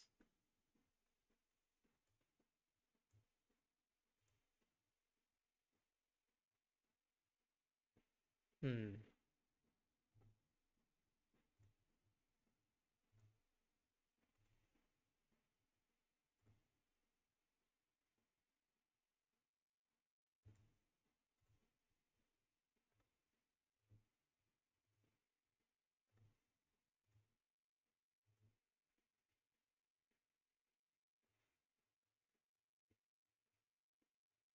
So next combat comes down to us, and we're gonna do exactly what we wanted to do here. We're gonna be going to, I mean, obviously once after Elisa does her little one step side card, um, we're gonna go to.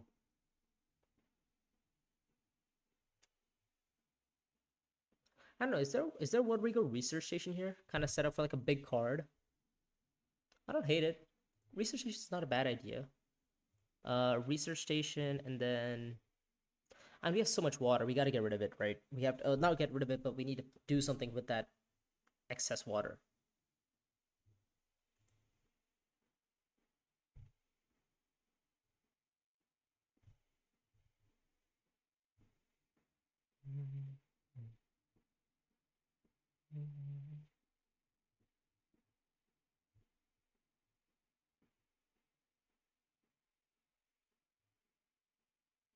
Yeah, I mean, Lace is taking a really long time here. I don't know what she could possibly be thinking about. We're simply gonna go local fence here. I don't know. Do we go research station here? I think that's a fine idea. Carthag, Arakeen. I don't know. What's kind of like the optimal move here? I mean, you have to play our local fence. It's just a matter of where. And the fact that we're going to be revealing both of our experimentations feels kind of bad. I really want to be playing at least one of my experimentations. Uh, yeah, to be fair, we could also, with the research station, we can go. Let's convert the 2 into 5. Let's get some more Solari. And let's get the beetle. Really quick. Um,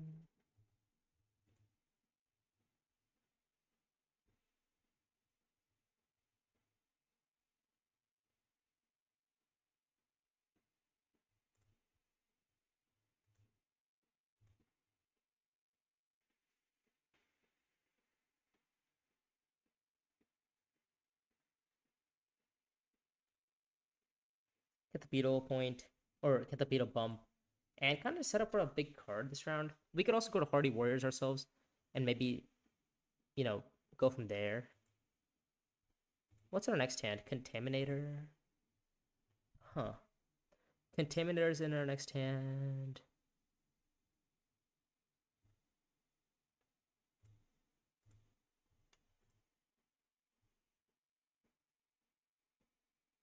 Hmm. Interesting stuff.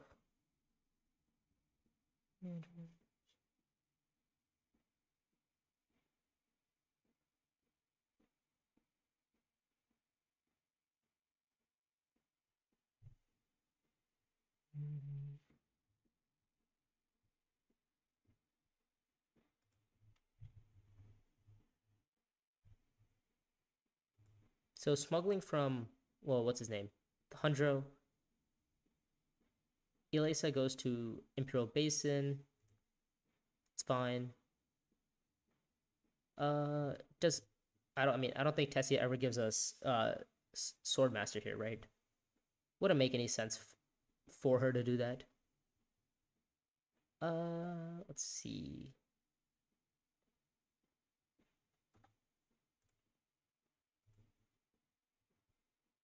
Um, I don't know. What's the game plan here? Hardy Warriors. I mean, we lost Swordmaster, so to be fair, Hardy Warriors and get Worm Riders. I don't actually hate that idea. And thing is, even with this, we still get a spice back. We get a water back. I think we're doing okay.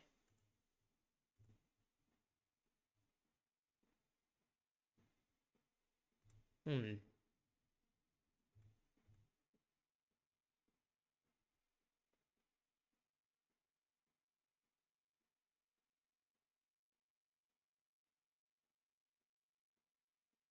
Um.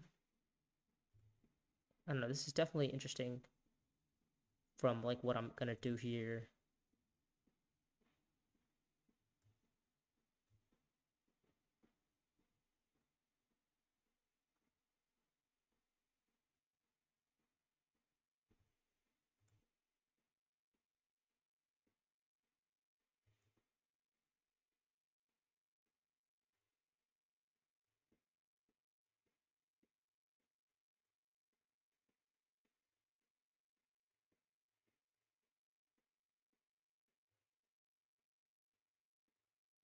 So I think it's our turn again. So we reveal one persuasion, and I think we buy Worm Riders here. We already have 4. Let's just pick up some more, cards that have access on them, and we're also gonna get Swordmaster next round, so that's nice. We're gonna get beetles and stuff.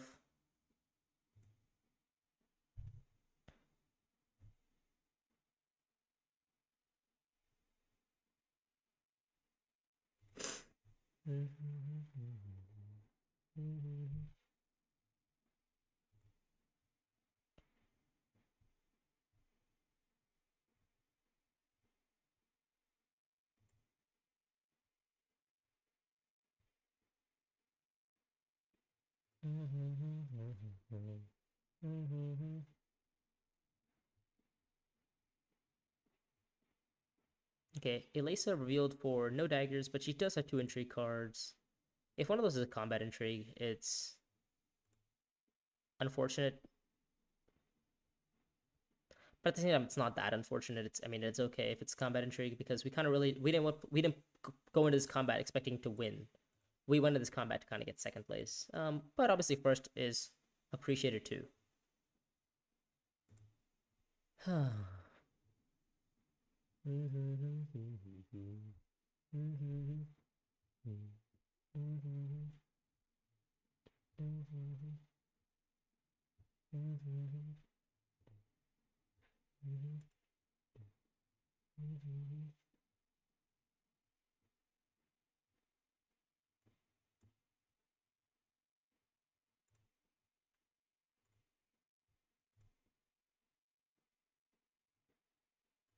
Okay, did Elisa pass? No, okay, it's not combat yet.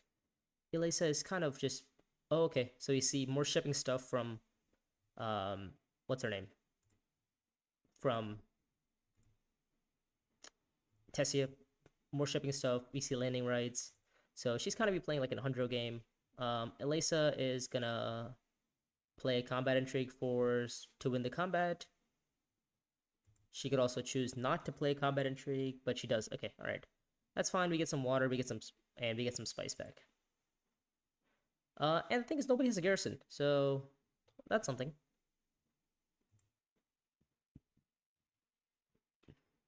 To be fair, it's round 3. We have quite a bit of points here. We have both of our faction bumps.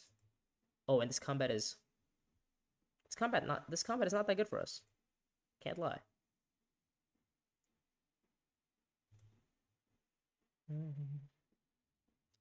But to be fair, it's also not bad because we're the only ones that can get Swordmaster this round, so we might as well try to get it. So what's our actions here? I think we're gonna go. Okay, what's on the tech row again? Spy satellites. So we might want to try to target it. Okay, and I think that's a fine idea here. So 3 actions, right? We're gonna go Signet Ring to hog a basin to kind of get the spy satellites off, get Contaminator to Hardy Warriors, and then I think that's our line. I think that should be a fine line there. Should get us what we want to do. Obviously, we know spy satellites does so much for the game. For our own game, not having to worry about ever going to spacing or Benny or even like we went to Emperor, but it wasn't like intentional. We kind of went there because we need the extra Solari for Swordmaster. We might also start chasing on the Alliance. Not that we really have like the cards to do that, but we could. It's not completely out of the picture. Speaking of which, how's our Beetle situation looking like? We have three cards in our hand.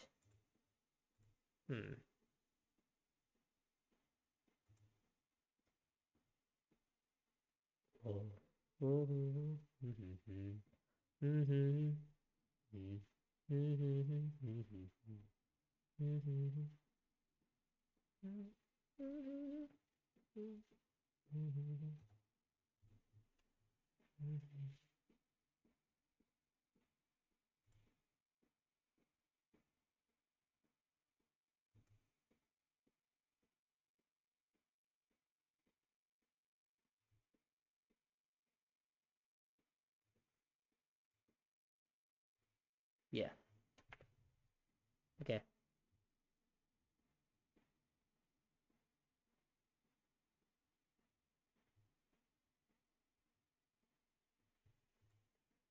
So first action, I think we Sword Master here. We start with the Sword Master. End our turn. We just cannot let Lasek has have Sword Master, because the minute we let Lasek has a Sword Master, then Hunjo gets Sword Master, and we are almost never seeing Sword Master ourselves. So is this Spy Satellites from Lasek has? It might be. And it is. Okay, so Spy Satellites from Lasek has. I mean, good on her to pick it up early, because otherwise we would have tried to get it.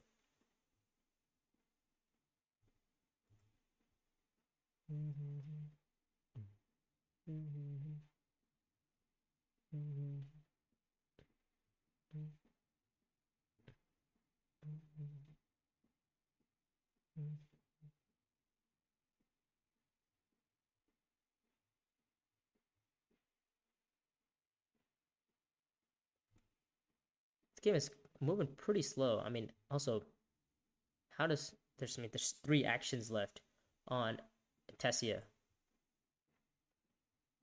Yeah, I mean, she could probably win the combat pretty easily. Don't think that's really what she's going for, though.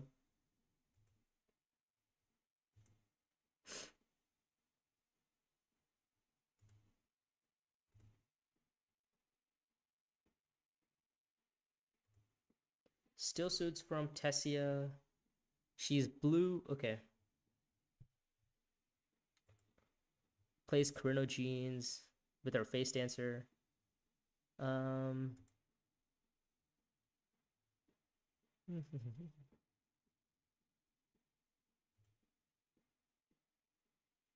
Okay.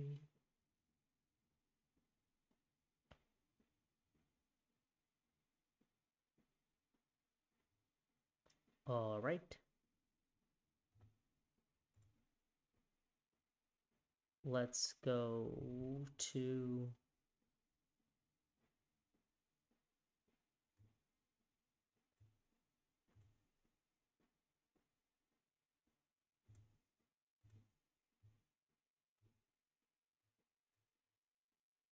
sorry, it's still our turn. So we don't want to reveal here. I think we play our Contaminator to Hardy Warriors. Yeah, Contaminator to Hardy Warriors here. And I think 1 troop should be enough for now. Yeah, I think 1 troop is fine. We don't really want to push that heavy for this combat. And just kind of get the beetles. Counterattack. Okay. Solid intrigue. And now we can start working on getting dreadnoughts. So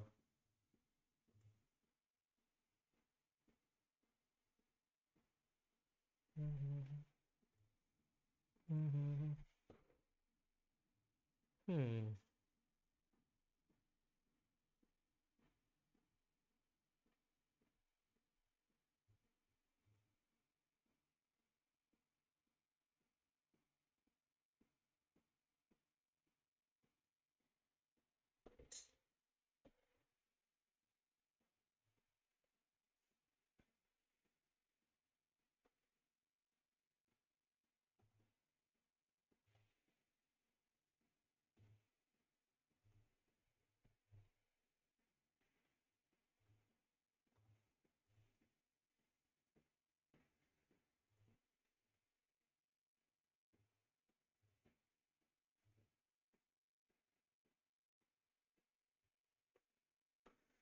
Okay, so where are we gonna take our Signet Ring? Our Signet Ring is, I guess, going to Carthag. Wind traps from what's her name? Tessia. What other memo quarter shows up? We're not in turn to buy it. Handra's probably gonna get it. Refocus. Okay. Do you want to put troops in this combat? No, not really. I think we're okay. We have 3 persuasion to buy, 5 persuasion on reveal from Tessia Bernius.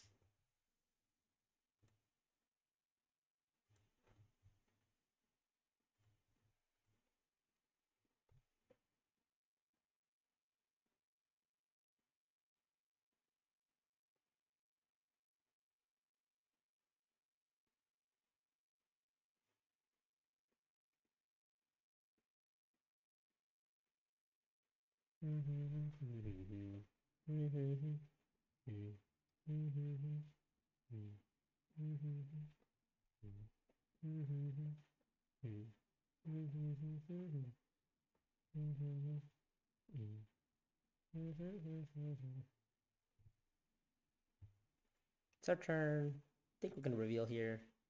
Uh, 3 to buy. Unnatural reflexes. Is that really a card we're looking to buy here? Don't think so. I think we're gonna simply buy the beetle.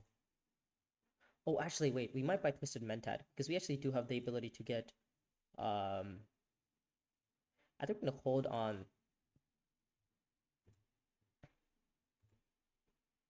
Yeah, I think we're gonna hold on buying with our specimens for now.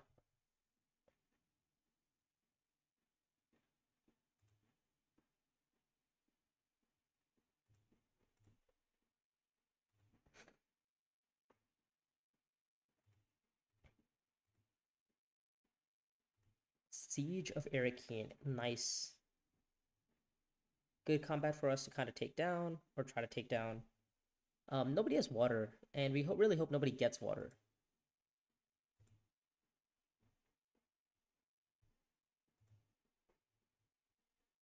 Hmm.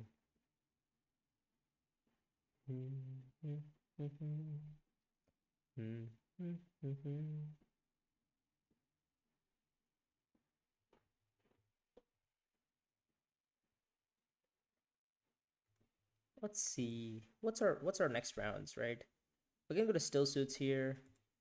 Um, are we? Well, actually, still suits are already because we need this. We need this alliance ASAP. Um, for our Worm Riders. So what's our next two cards? They are still okay. Oh, to be fair, we have a lot of flexibility because this 5 Solari is good for well to convert back into 4 spice. Um, I mean, what are we gonna do with that 4 spice? You might ask. I don't know. That's for a later issue, right?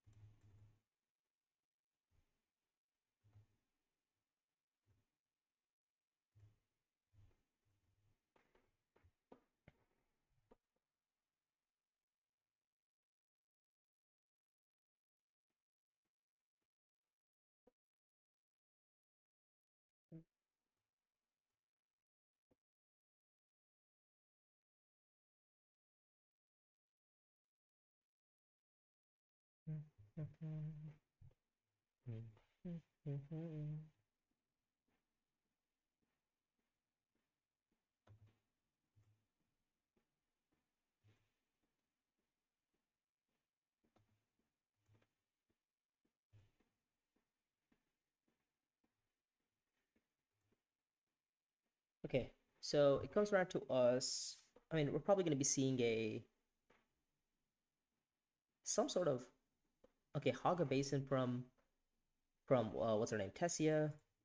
So that's fine because now we can go to still suits and get the Great Flat, have a lot of spice, and then have even more spice after having a lot more spice.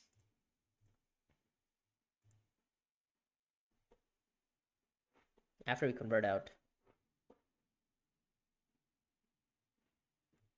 But yeah, we start with a still suits play here. We just need we need this alliance. Wait, didn't Tessia just how did Tessia randomly get more water? Suspicious. Not sure how.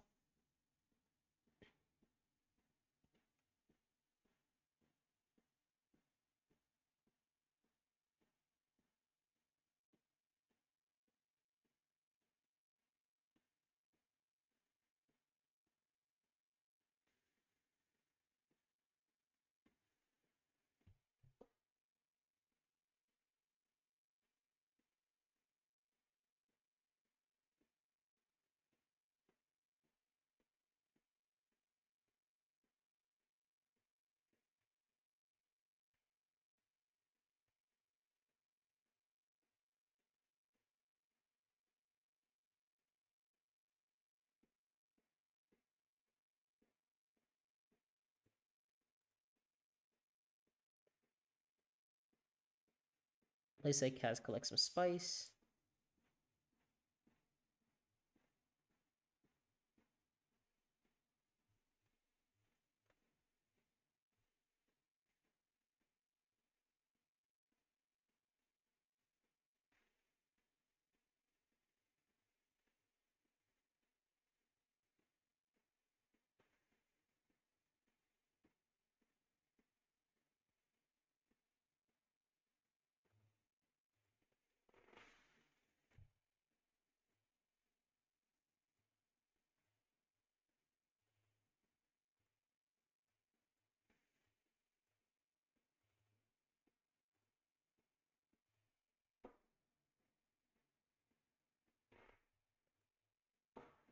Okay. So good for us. Tessia Vernius has decided to go to research station herself. So this combat is, I mean, we're sitting on 8 strength right now. If we choose to deploy a little bit more, would put us up to 9. So let's just, 10, I guess. So let's get the card draw first. Another experimentation. Let's experiment. Get the beetle. Yeah. Get the beetle point. And then, do we want to deploy anything right now? I think we're okay for now. I mean, Elise Kaz really isn't making a move.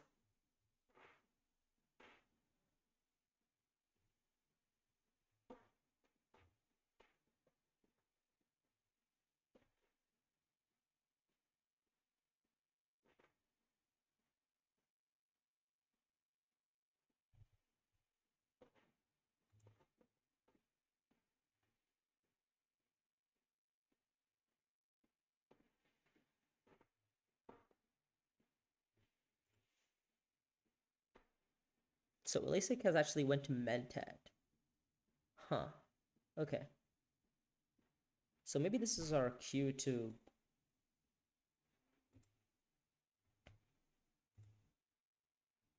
She has played a dagger, so the odds of her having another dagger are pretty low, I think. Not quite sure what they are. We're also revealing 5 specimens, so we gotta do something with those. I mean, since we're Ariana, we might as well kind of just go to Siege and just start working on...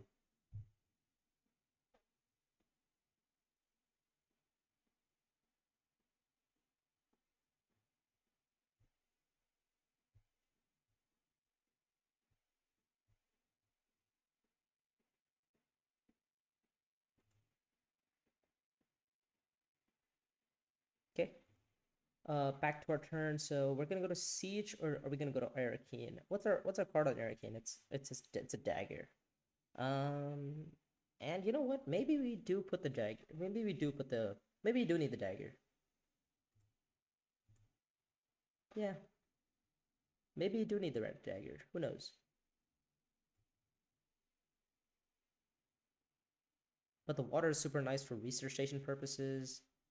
It's kind of hard to deny the research station here. I mean, and hardy warriors, right? Um, and I think we're gonna just kind of catch him off on surprise here. Convert 5 into more spice, and think we'll deploy in 1 unit for now and end our turn. Yeah, I think we're good for that. So we have the alliance, so that's gonna make us go to another what is this, +6, so +10 strength, that is. So I see another +10 strength, and then counterattack plus up to 14. So we're probably gonna be winning this combat.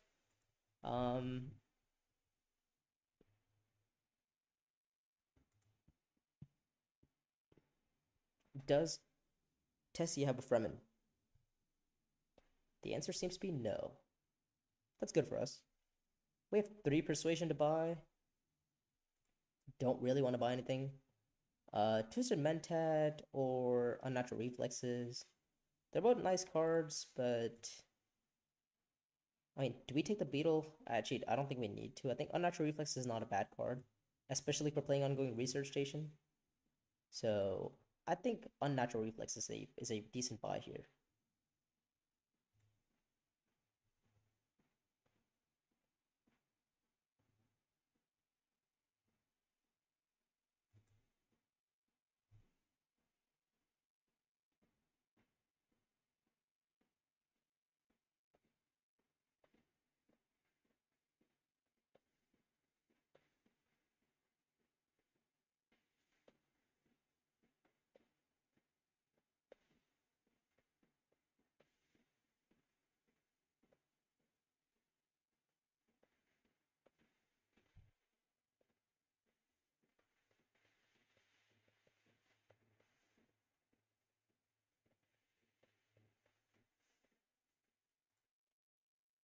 So what's happening in the combat here?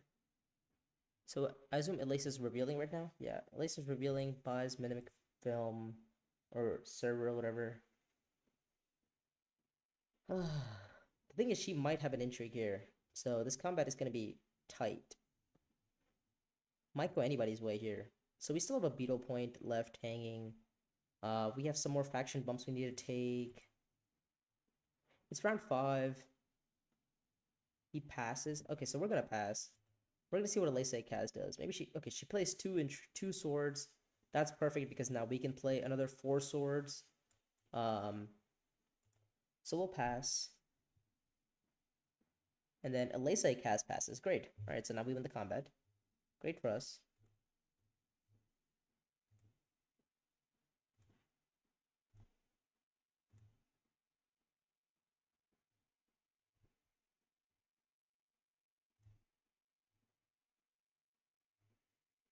And I think we'll pass now. So we're good. Great combat result for us. We're sitting on, I think, 6 points, right? 6 points. The Beatles to come, 7 points. We have Swordmaster, so this is not ideal. Yeah, this is definitely not ideal. I mean, especially with our like hand.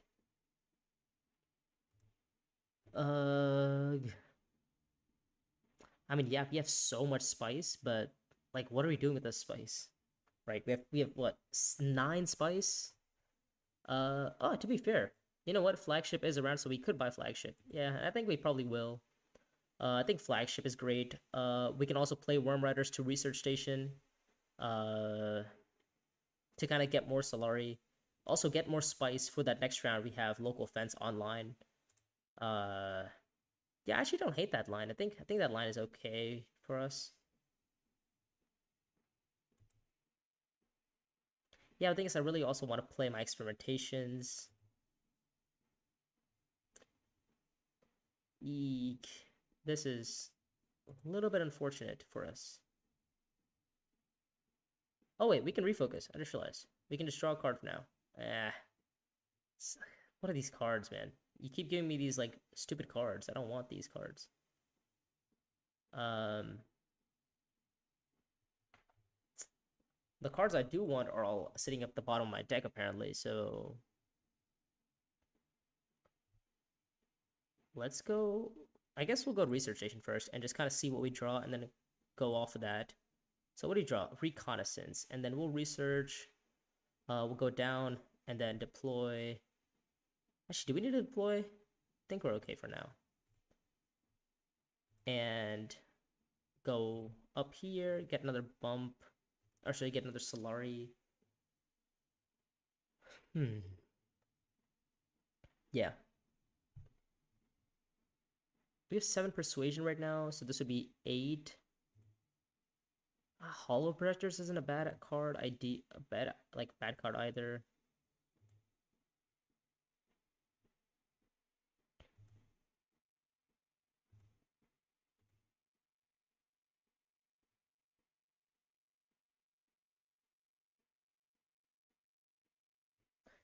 Is there one where we highlight our next round? I mean, how's the game ending? Okay, so Elisa has, to be fair, has tech, has spy satellites, and she's getting what 3 points right now. So she's sitting on a realistic like 7 points right now. we have 7 persuasion in our hands. Is there any world where we hit 8 or 9? Probably we're looking to hit 9. Is there any world where we hit that? Doesn't look like it.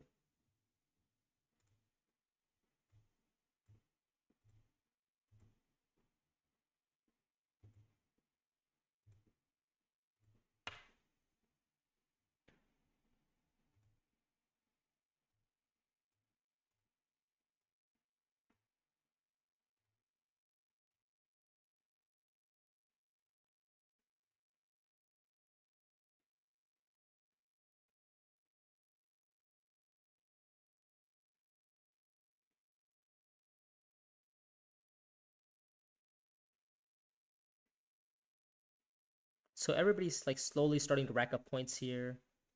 Um, and flagship is a point on the spot right here, right? So I think we just go get flagships. And I feel like it would be pretty dumb to deny ourselves the flagship point here. We also have a graft. We also have some graft synergy next round, so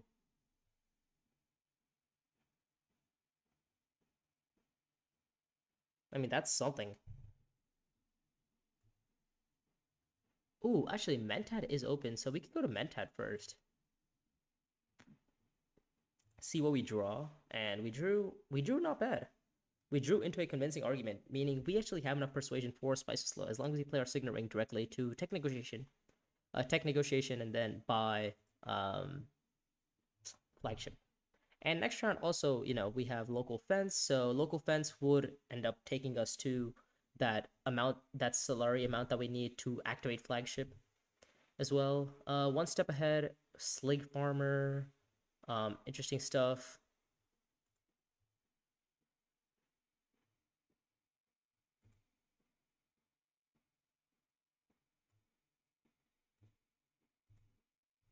Hmm.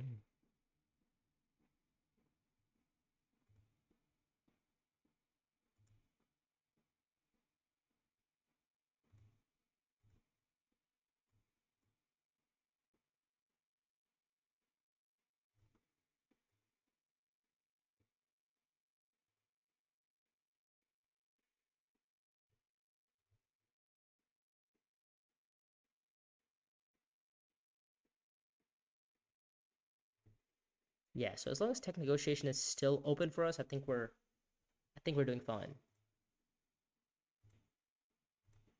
The issue is how are we ending the game next round? That's kind of like the thing I'm struggling with right now. We're on 6 points, flagship is 7, and this what's it called? Flagship is 7, Spice and Slow is 8. Oh, to be fair, next round we can just get another Spice and Slow and um what's it called? Get another Spice and Slow and end the game off that. Hmm. Possible? It is possible.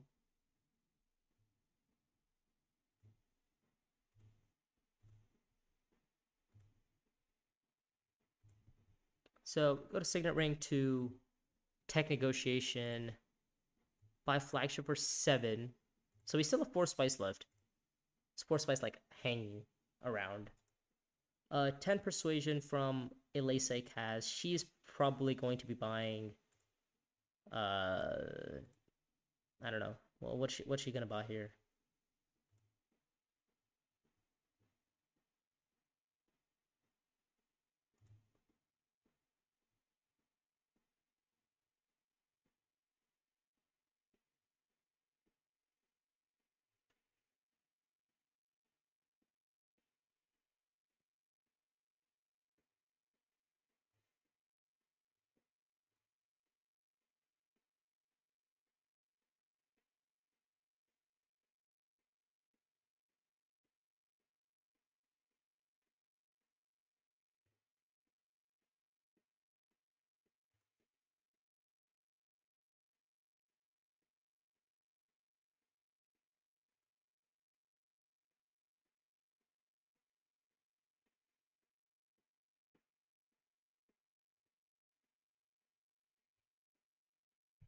So it comes around to us, and this combat. I mean, what is happening for this alliance, man? This is a kind of annoying alliance situation here, because we really want this Remnant alliance.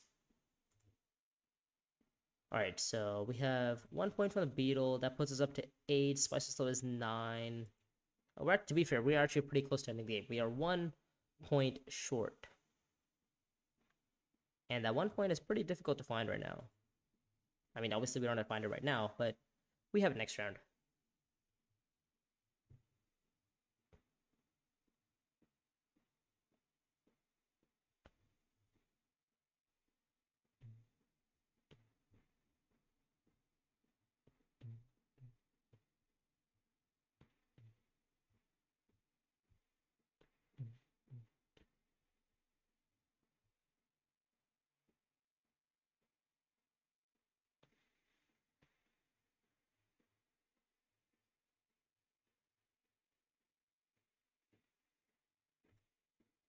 So I think we have to reveal here. I mean, it's kind of hard to deny down a Spice and Slow at this stage of the game. So let's take the beetle point first, and then let's get Spice and Slow as well. Almost forgot the Spice and Slow. Would have been unfortunate if I had forgotten. Thank God I didn't. Okay, so we have 1 water. Do we have Signet Ring next round? No, we don't. So yeah, we're 1 point away from ending the game. Boom.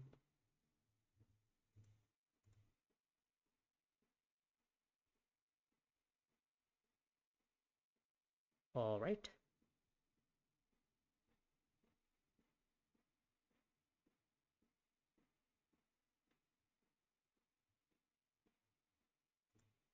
So is it combat time or what's happening? I mean, it is a little bit unfortunate that Tessia is probably going to be taking our alliance next round. Tessia is also now AFK, so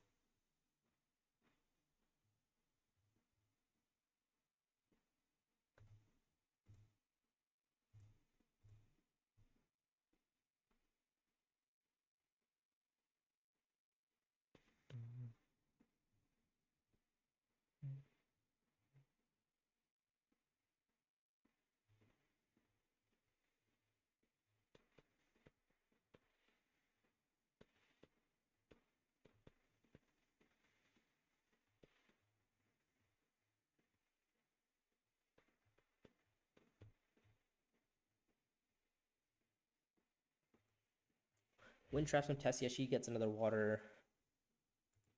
Okay, so we go into this next combat. Luckily for us, we actually get the extra troop, which might be necessary. We joined a convincing argument. Okay. So I think we go to selective breeding, right? Selective breeding with, well, I mean, we kind of want to get rid of the dagger. What's on the row here? Is Spaceport on the row? Spaceport is on the row, so it's not terrible for us to, go. But I think going to select breeding with our unnatural reflexes is kind of the path here. Yeah. Well, the other line would be if we go to fold space. No, not fold space. Sorry. Um. Oh, let's see where the points came from. Let me see. Yeah, it's round 6. I'll give you a little thing before I actually do my action. Um.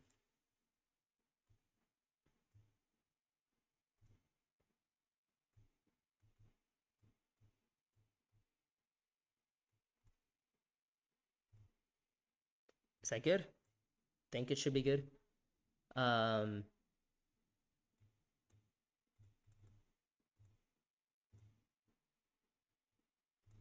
All right, so let's do our move. I think we're gonna simply just go diplomacy, unnatural reflexes to selective breeding. Take the bump first, and we're gonna draw the 2 cards from selective first. Spice and slow, experimentation, and let's just trash, I guess, the spice and slow to get 2 more persuasion, and huh. This is interesting. We have 2 experimentations and a... So Dreadnought here from... Dreadnought and what's that? Spaceport, I assume? Yeah, so troop transports next is the next tech up.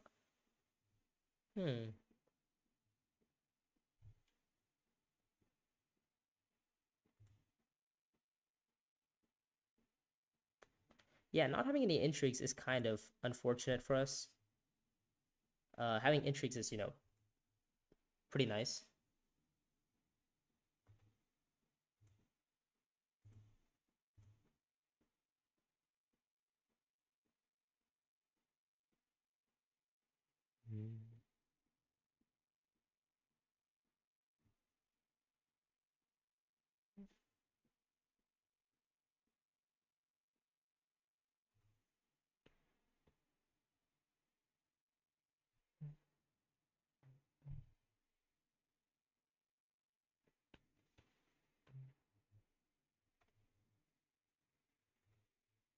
Yeah, how else are we getting to 10 points though?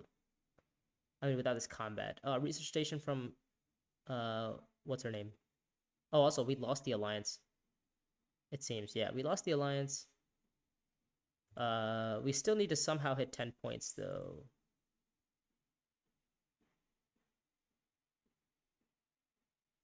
Yeah.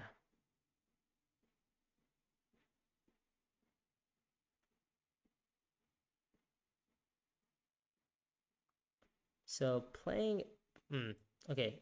We've already lost the beetle, right? So we already got the beetle. Okay. So with how are we getting to 10 points, man? Are we hitting Spice of Slow this round? What's on the row? Hollow projectors? That's not. That's with hollow projectors, it's actually doable for us to get there. Oh, but then again, with our hand, it's a little bit more challenging. So, I mean, I think we're gonna start working on getting like troops into this combat. I mean, there's a Highlander coming from what's his name? From Huncho here, so it is a little more kind of difficult to maneuver around that. I think we're I don't know. I think we're not in the best position here. I think we have to start with Arakeen though to kind of see more cards. Worm Riders, all right. Well, we have lost the alliance, so it's no longer enough. But let's quickly also flip flagships. What? Ah, there we go. Okay. Flip flagships and deploy another 3. We're on 12 strength now. This would be a little bit more. And yeah. So,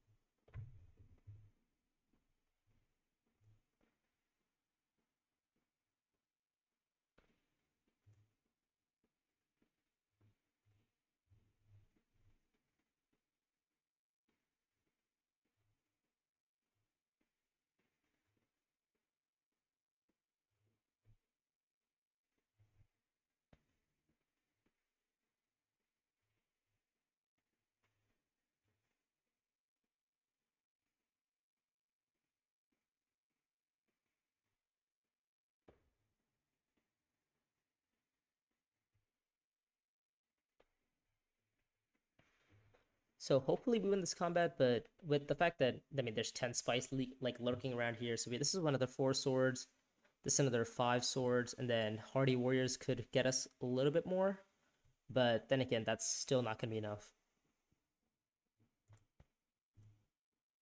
Oh, actually, wait. You know what? I forgot that. Oh no, no, it's not Subject X. That's a different card.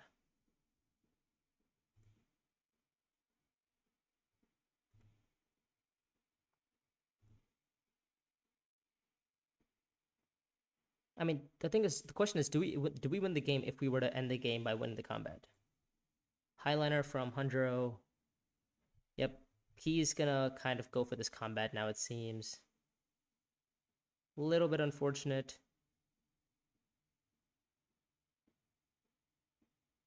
I mean, 10 troops? This is crazy. 10 troops, he's gonna... I don't know, what is he planning on doing with these 10 troops? He can send in 7, that's 14 strength. And, I mean, this last action is probably gonna be like a Hardy Warriors or something. To be fair, we do have Mentat still, so we can go to Mentat. Okay, alright, well, maybe we don't go to Mentat. Who knows? So Contaminator for the Beetle, for the double Beetle, I guess, would be Beetle and then Beetle. And then next round, what's our next round hand? It is not that great.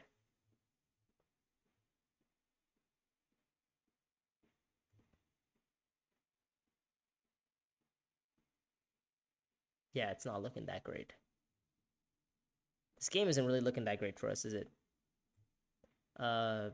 Been a little bit distracted because of the fact that I've been playing another game on the side, which you probably shouldn't be trying to do at the same time.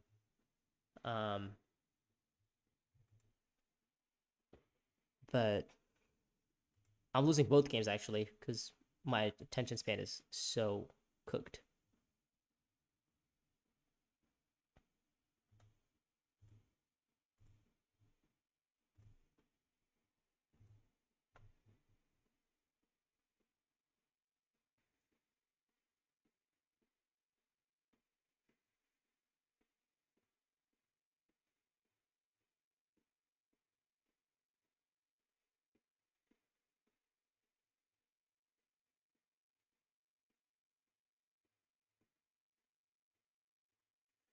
Yeah. So we're losing this combat. We're losing both combats, it seems. And next combat, we don't really have a path for flagship or for winning the game.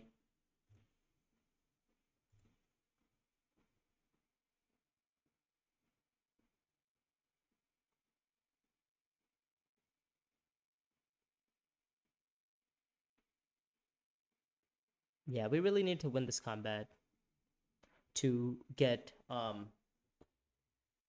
we want, to basically win the game.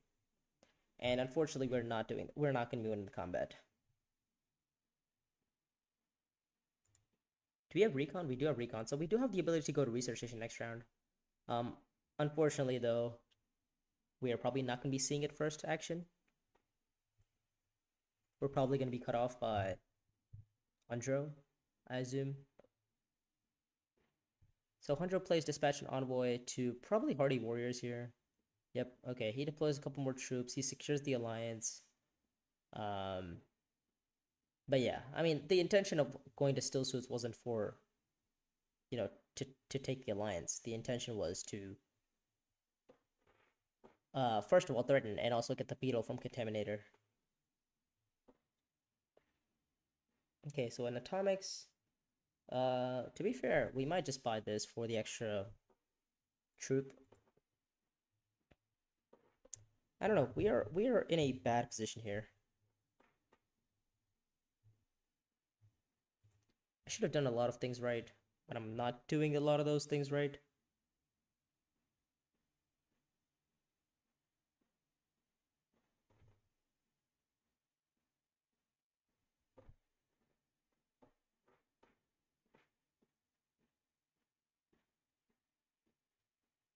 Yeah, we reveal only 17 strength for us, unfortunately.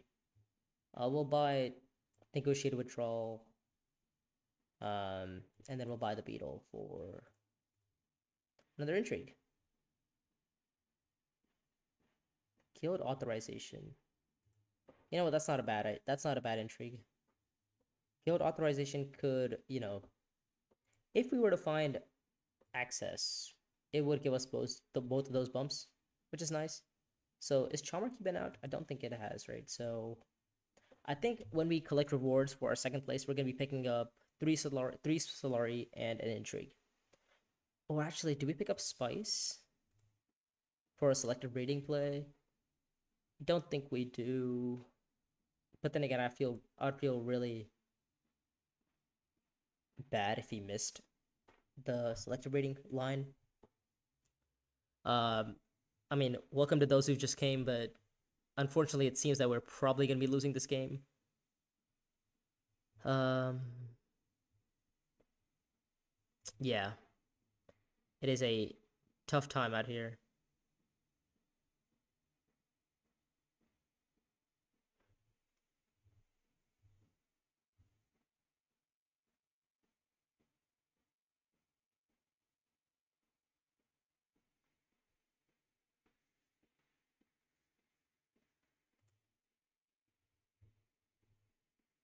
Yeah.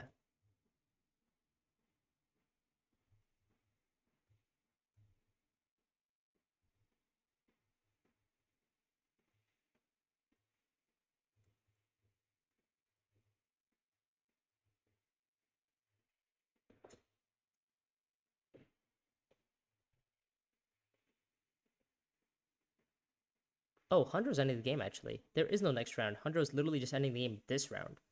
Okay, well, unfortunately, we cannot do anything about that. He has Mama Quarters, he has 2 intrigue cards. Yeah. So Hunter's ending the game. Tessie's probably going to be second here. Oh, he might come second. Who knows? Well, Tessie is probably has Spice and Slow in her hand. Yeah. It is a little bit unfortunate that this game turned out the way it did. 6 Persuasion and a Fremen bump. I mean, sure.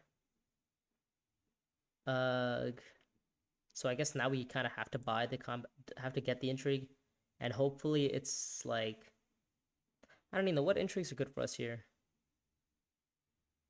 There's 2 intrigues on Elisa, so she could have.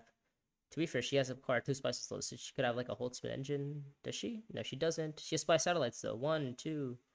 3 points from spy satellites. She's on 11 points with spy satellites. So Hancho actually choosing to end the game has probably lost himself the game, and it's not common that you see that happen.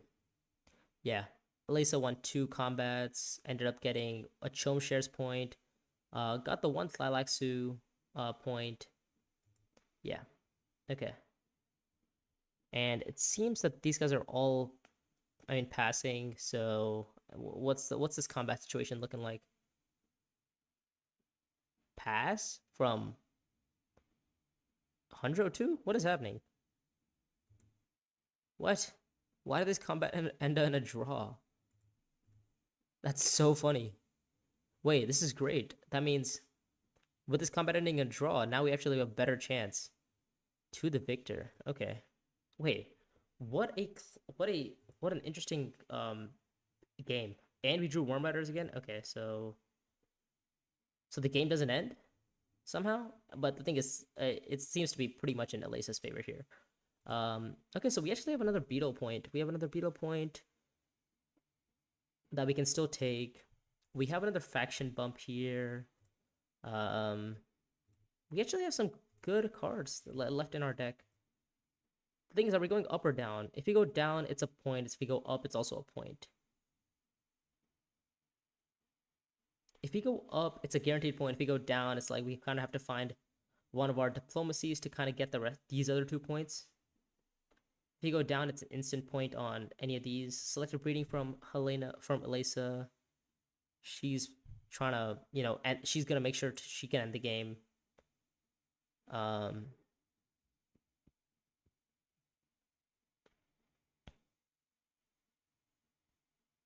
wow, what a crazy turn of events. I mean, Elisa has quite a bit of assortment of points here. We don't really. We have flagship, I guess. 1 Thylaxu, we have influence. 1 spice was slow. Yeah, I don't know. I'm not gonna say we could have ended the game round 7, but it was close.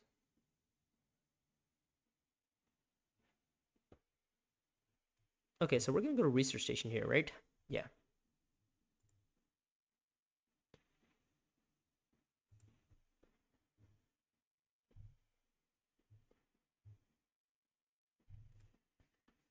Yep, research station here. Maybe even Mentat. Interstellar shipping. I mean, Tessia isn't giving up. Tessia is going shipping every time.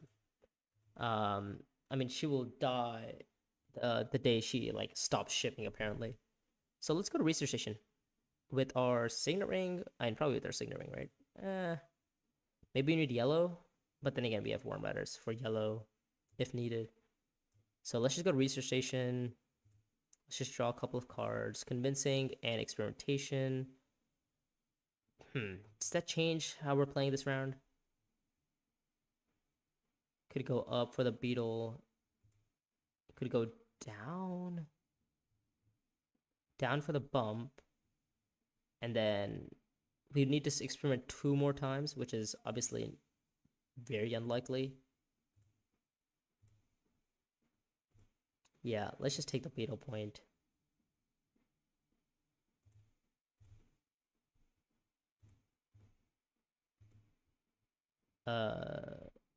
Sorry, let's just play the flagships. Deploy in our some more units. Here, guild authorization is a little bit too late for us. So yeah, I mean we're on 9 points right now. Don't think there's really a way for us to get to 10. To be fair though, with saying that though, we could get to 10 by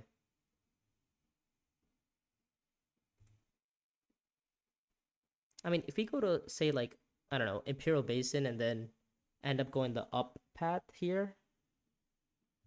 So we have a double cross here. Double crossing probably 100. Why me? What did I do? I'm not even remotely close to winning.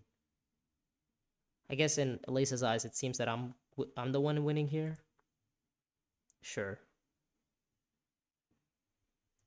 So Elisa has 2 injury cards, is sitting on 11 persuasion, 11 points right now. And I mean, even if we draw 2 cards, Imperial Basin is gone. Oh, that's fine. We still have Haga Basin left. So we need to draw into either our diplomacy or our negotiated withdrawal to kind of get us to that to get us to that like the next to the point. And spiritual forward comes off.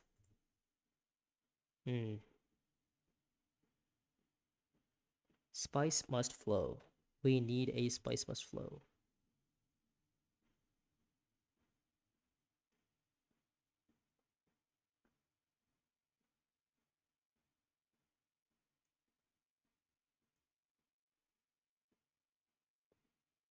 I mean, these guys are fighting over a pretty meaningless combat here. They're fighting over which alliance to keep, which is hilarious. Let's go up. Let's trash to the victor. Let's get rid of to the victor and pick up another card. Okay, not bad. We pick up a diplomacy. And yeah, with that actually it's actually good odds that we can actually maybe pull off the other point with guild authorization. I don't know. Maybe I'm being too hopeful here. So right now secrets with unnatural, and we kind of have to hope to draw into negotiated withdrawal. That would put us up to 11 points. So goes down here, but takes Benny. Is that what's happening? No. Sorry, no. He just he just wants spacing. Sure.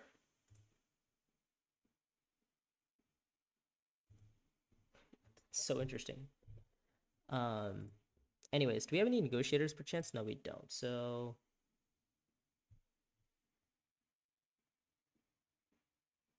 the thing is, even if we hit 11 points, it's still not enough because we would still have to negotiate. We would have to retreat all 3 of our troops to get to that point.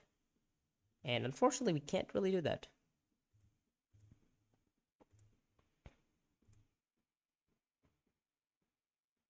Yeah, we're spending 2 of our actions here, 2 agents here to to kind of draw into either to draw into negotiated withdrawal, basically. Yeah.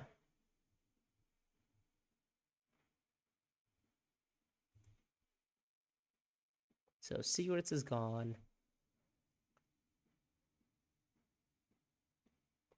So now we can go to fold space, or we could simply just go 6, 7. Okay, we could draw 2 cards for Spice from Slow. Either or. Either get the Spice from Slow, or get the fold space point. And get on a hopeful 11. I think our plan here is to kind of get to that hopeful 11 point.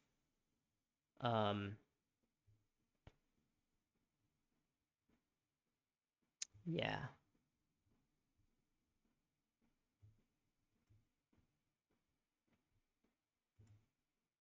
All right.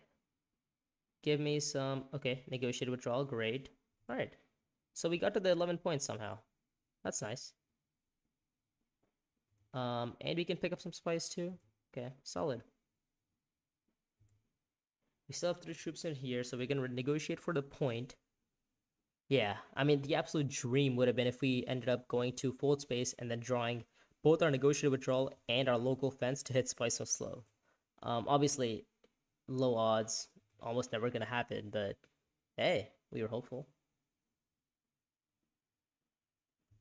Or the other world would have been if we drew, instead of a dagger, we drew a one of these 1 persuasion cards, and we ended up top decking Chom, what's the one? Chom whatever. Chom directorship for a bump everywhere. And we could have had it like that. Oh, actually, wait, that wouldn't matter though, because we're getting a point anyway. Okay. So we're probably getting second in this game here, after hitting 11 points. Yeah. I mean, let's atomics really quick first. Let's see what we get. Negotiated withdrawal. In the shadows.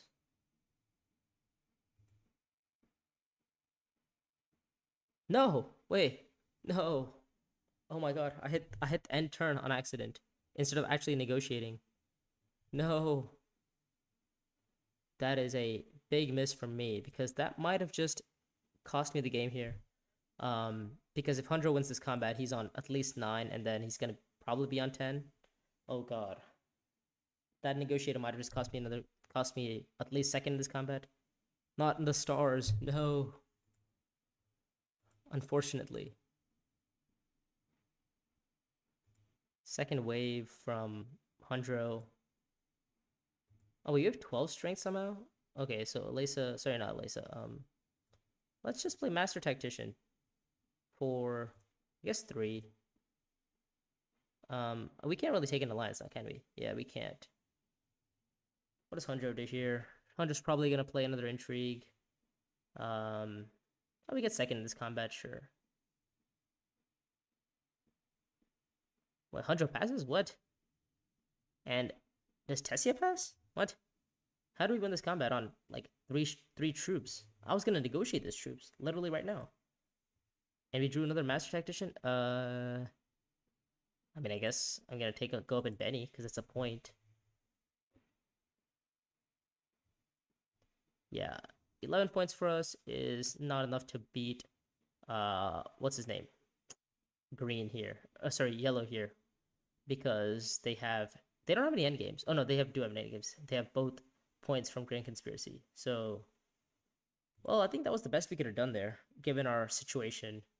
I'm not quite sure exactly where we went wrong, but yeah, I mean, in second place, we did the best we could there, and I think that should be it for now. We'll come back tomorrow and keep playing. I mean, we gotta get to Masters as soon as possible. I mean, winning Immortality isn't that much difficult than it was in X, The thing is that there are going to be a lot more round 6 games because of the fact that Immortality introduces a new way to get a point or multiple points, and it's not representative. Like, those 2 extra points aren't represented in the amount of points you need to get to the end of the track. So a lot of times you're actually seeing players kind of get that extra to get the beetle points, but they're like every round. Sorry, not every round. Every game I feel like should go to 11 instead, because of the fact that there's more ways to get points through the experimentation track. Um, but yeah, I mean that's my opinion. I think this game should have been ranked. I mean, I think using both X and Immortality as part of the rank system is great. Obviously, it's the fact that it's behind both paywalls is unfortunate, but what was I saying?